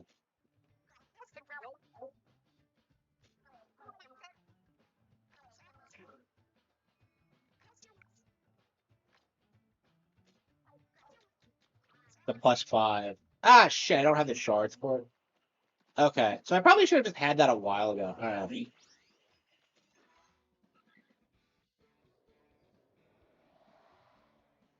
that a volcano?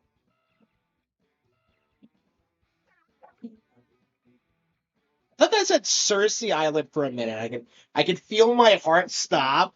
Like, no, are we going there? No, it's Saray Island.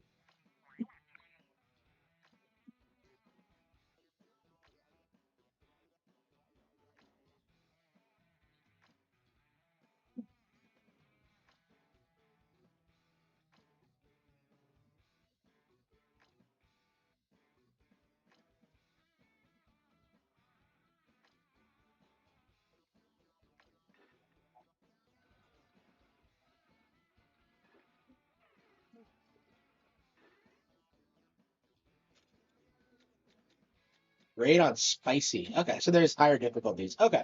I was wondering what the replay value for this would be like. Okay. Okay, so I think we're gonna replay the old stages now.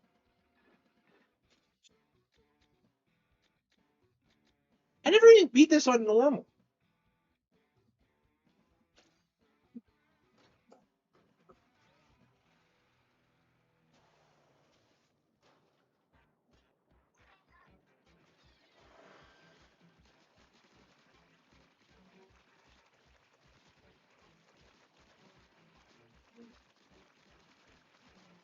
Yeah, it feels like this game is kind of a grind, but it feels like it really gives you like some really cool stuff to play around with. So I think the grinding is actually gonna get fun once you start like messing around with like OP equipment.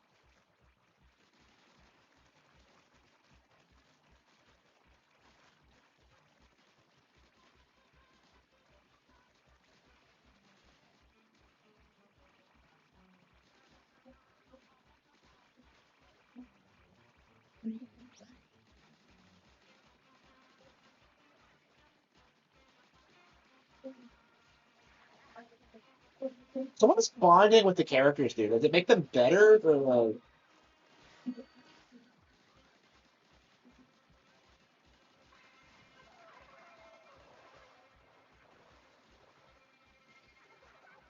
yeah, I think the race form might actually be better than Super Charge. Yep, we got it. We should be able to beat it.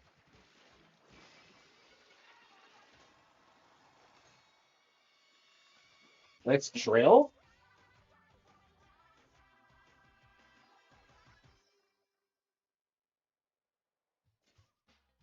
Okay. Noise. What about this noise?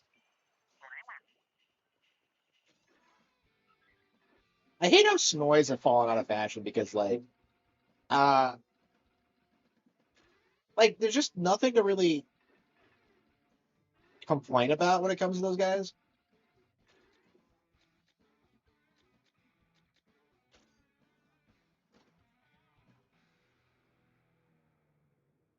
So yeah, you do things on a higher difficulty level and you get more rewards. Okay.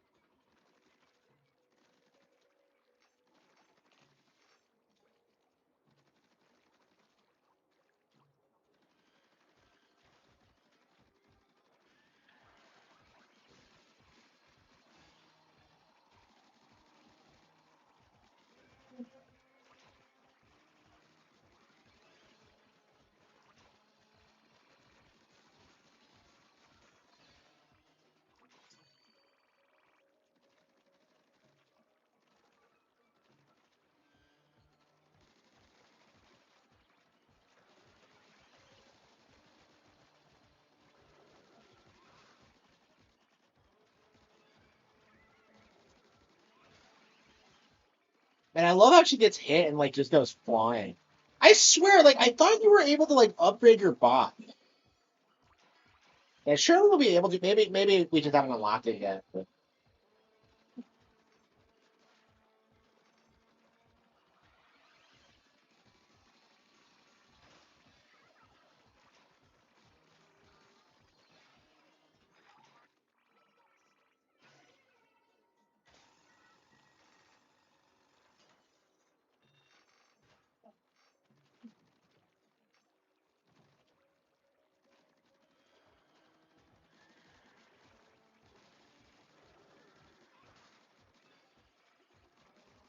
I'm just doing the same level again. They have you find new treasures, but I'm just kind of confused by them.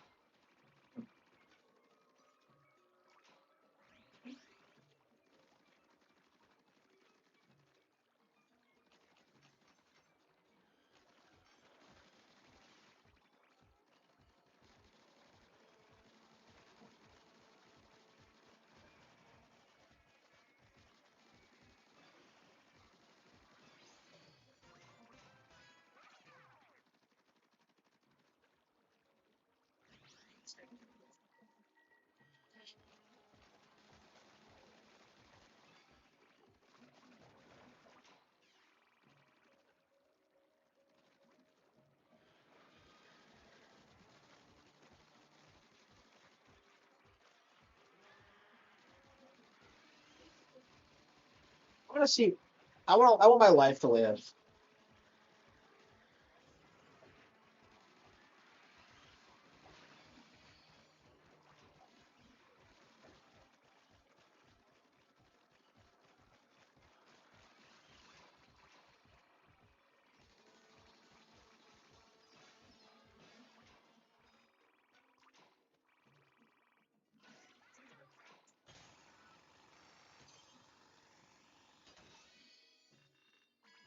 That's in 4 hours. I haven't been awake that long. Well, I guess I have been awake since midnight. But great. I might have to take another nap here soon.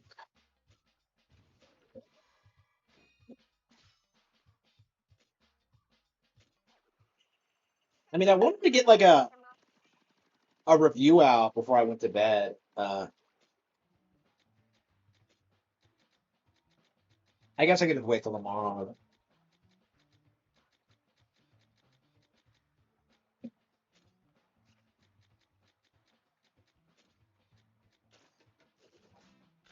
Yeah, we're nowhere near to maxing out our characters.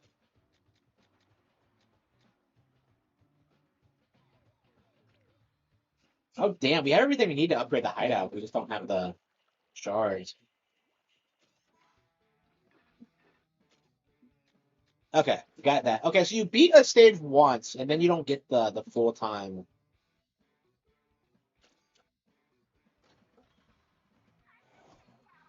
Oh,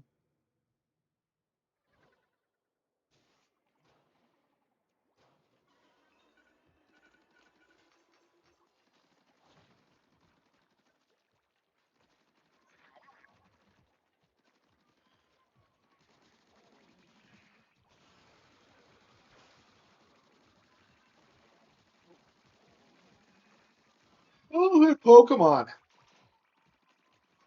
I want to play Pokemon.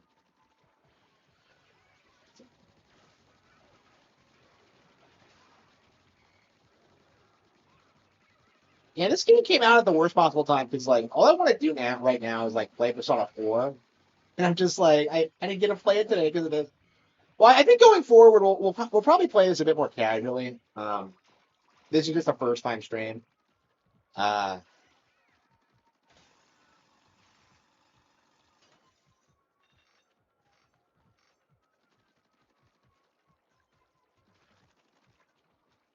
oh, oh.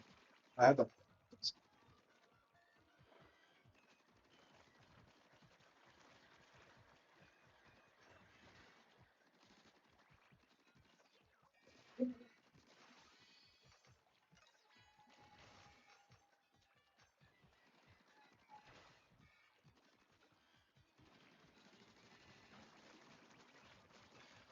skip the Brad part and take it.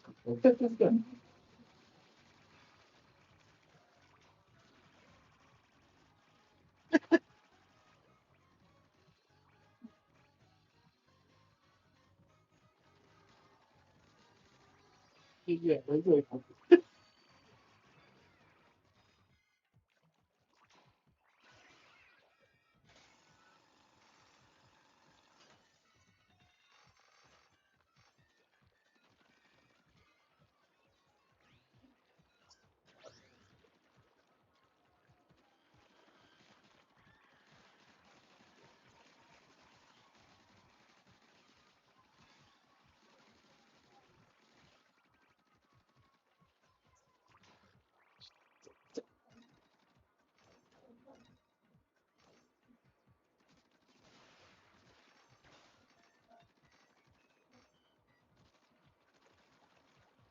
I am a sexual.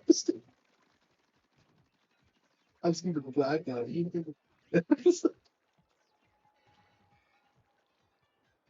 I'm skipping the bride part and just taking the part. I'm skipping the bride part and just taking the part. We're skipping the bride part and just taking. We're gonna skip the bride part just to.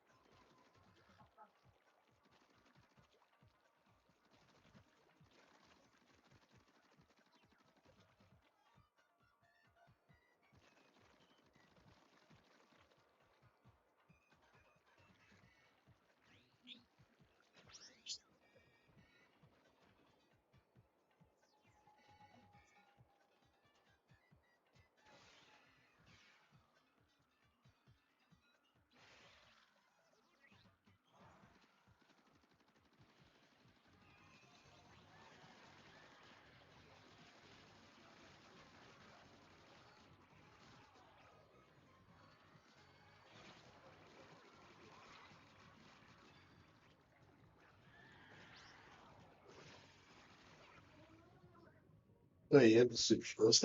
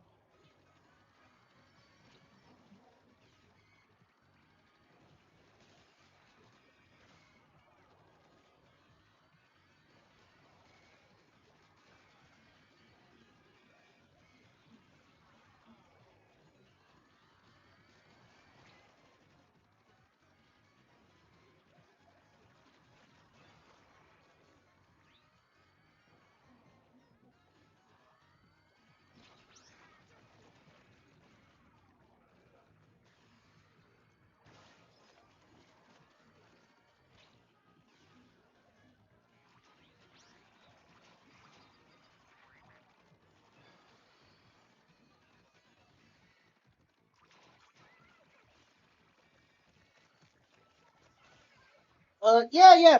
I think we got a feel for the game. Oh, yeah. I think we're gonna end the stream here. I think I'm gonna put out a quick first impressions video, and then we're gonna call it quits. So I think we're gonna come on tomorrow and play some more Persona 4 and then some more of this. I think we'll keep streaming both until we clear it. Damn, but I gotta work tomorrow. Shit, I gotta get that video. Well, we'll do it after we're done editing today. Yeah, I was like editing for like 5 hours today, and I was just like shocked at how much time I spent with it. Editing takes a while. There's a reason I don't do it typically. Well, I mean, I'm gonna make more of an effort of doing it going forward. But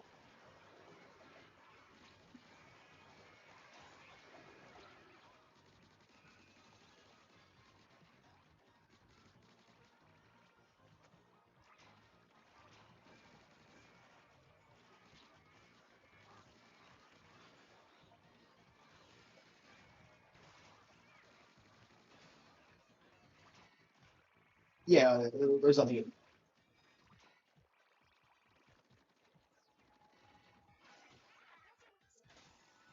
Yeah, you gotta act like, yeah, not drink by yourself.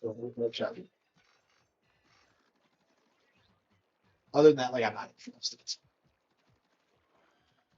Like, I'm not interested.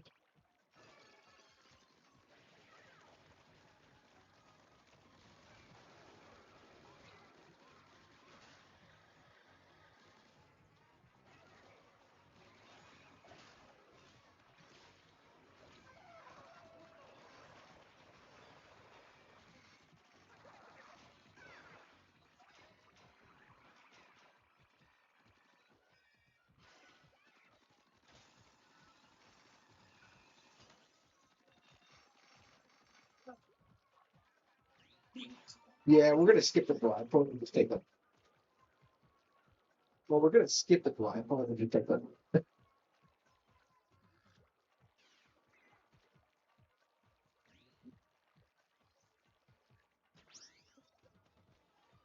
We're gonna skip the blindfold. Take them all that.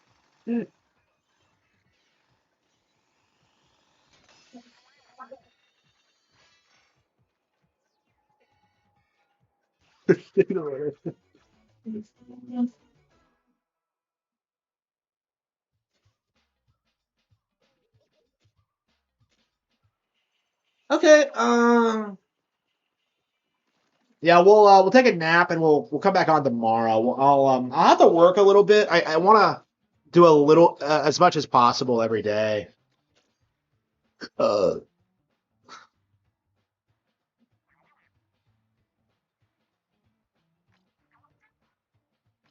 yeah, I took a nap like specifically so this wouldn't happen, and I still end up passing out.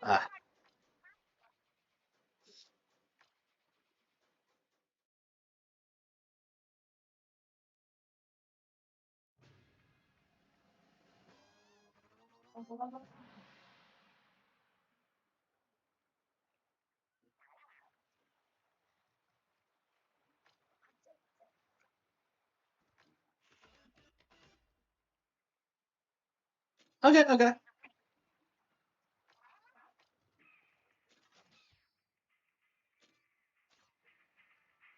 Game saved. All right, it auto saves. All right, so we are gonna call it quits for now, and we're gonna come back to it tomorrow. Yeah, I think we're gonna play Persona 4 in this. Honestly, we probably should just grind through this until we finish it. I think that's what we're gonna do. We're gonna try to get it done this weekend, but if not, we'll do as much as we can. And of course, I need to start getting the next book done. So yeah, thank you all for your support. Thank you all for the super chats, all the subs, all the Patreon donations. Yeah, I don't know if I sold any books tonight, but yeah, thank you for checking out the website because I know plenty of people did that. Thank you all for tuning in.